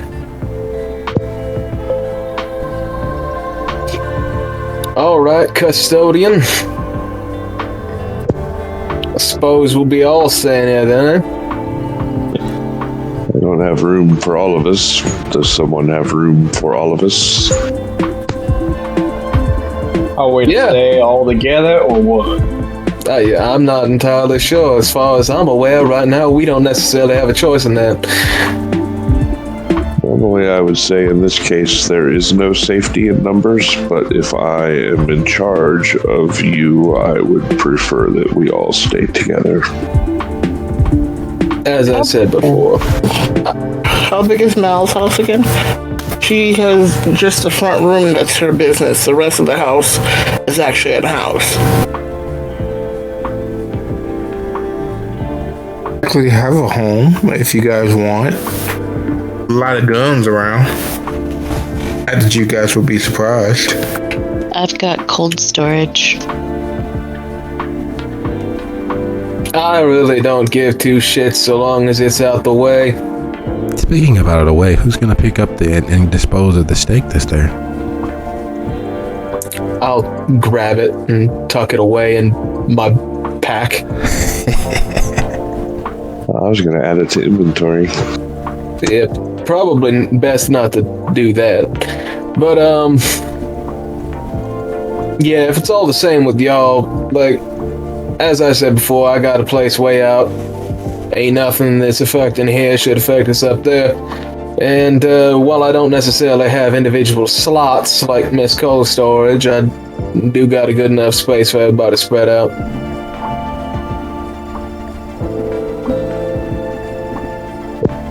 So I suppose it's up to you, Salem. Figure out where it is you want to go. Those of you with a streetwise of 2. Those of you in an occult of the same level. And those of you with an investigation of 3 or more. Jessica refused to put down that stake. Even when she's on the phone, she held that stake. Even when she was sitting explaining what happened, she held that stake. And now it's been moved or handled by someone else. Oh no, am I about to fucking explode? Perhaps. You should pick that up, son. Yeah, picking that up was a bad thing. That was a bad move. I wouldn't have done that. Yeah, I wasn't about to leave a fucking steak on the ground in the middle of fish. Alright, Considering the revelation that Salem's already had about her, she's gonna. Well, she would have been, but she's definitely gonna try to read her body language.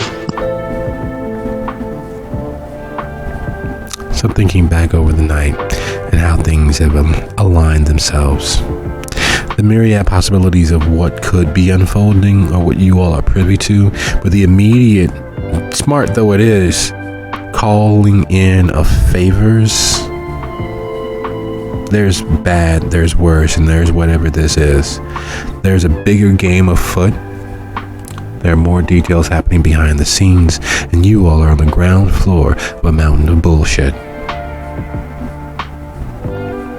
And with that hanging over our heads, I'd like to thank you all for a lovely Volume 1 and Intro 2. Our take on New Orleans, the city of forgotten care. Good night, everybody. See you guys next time. bye-bye. Hey. Right.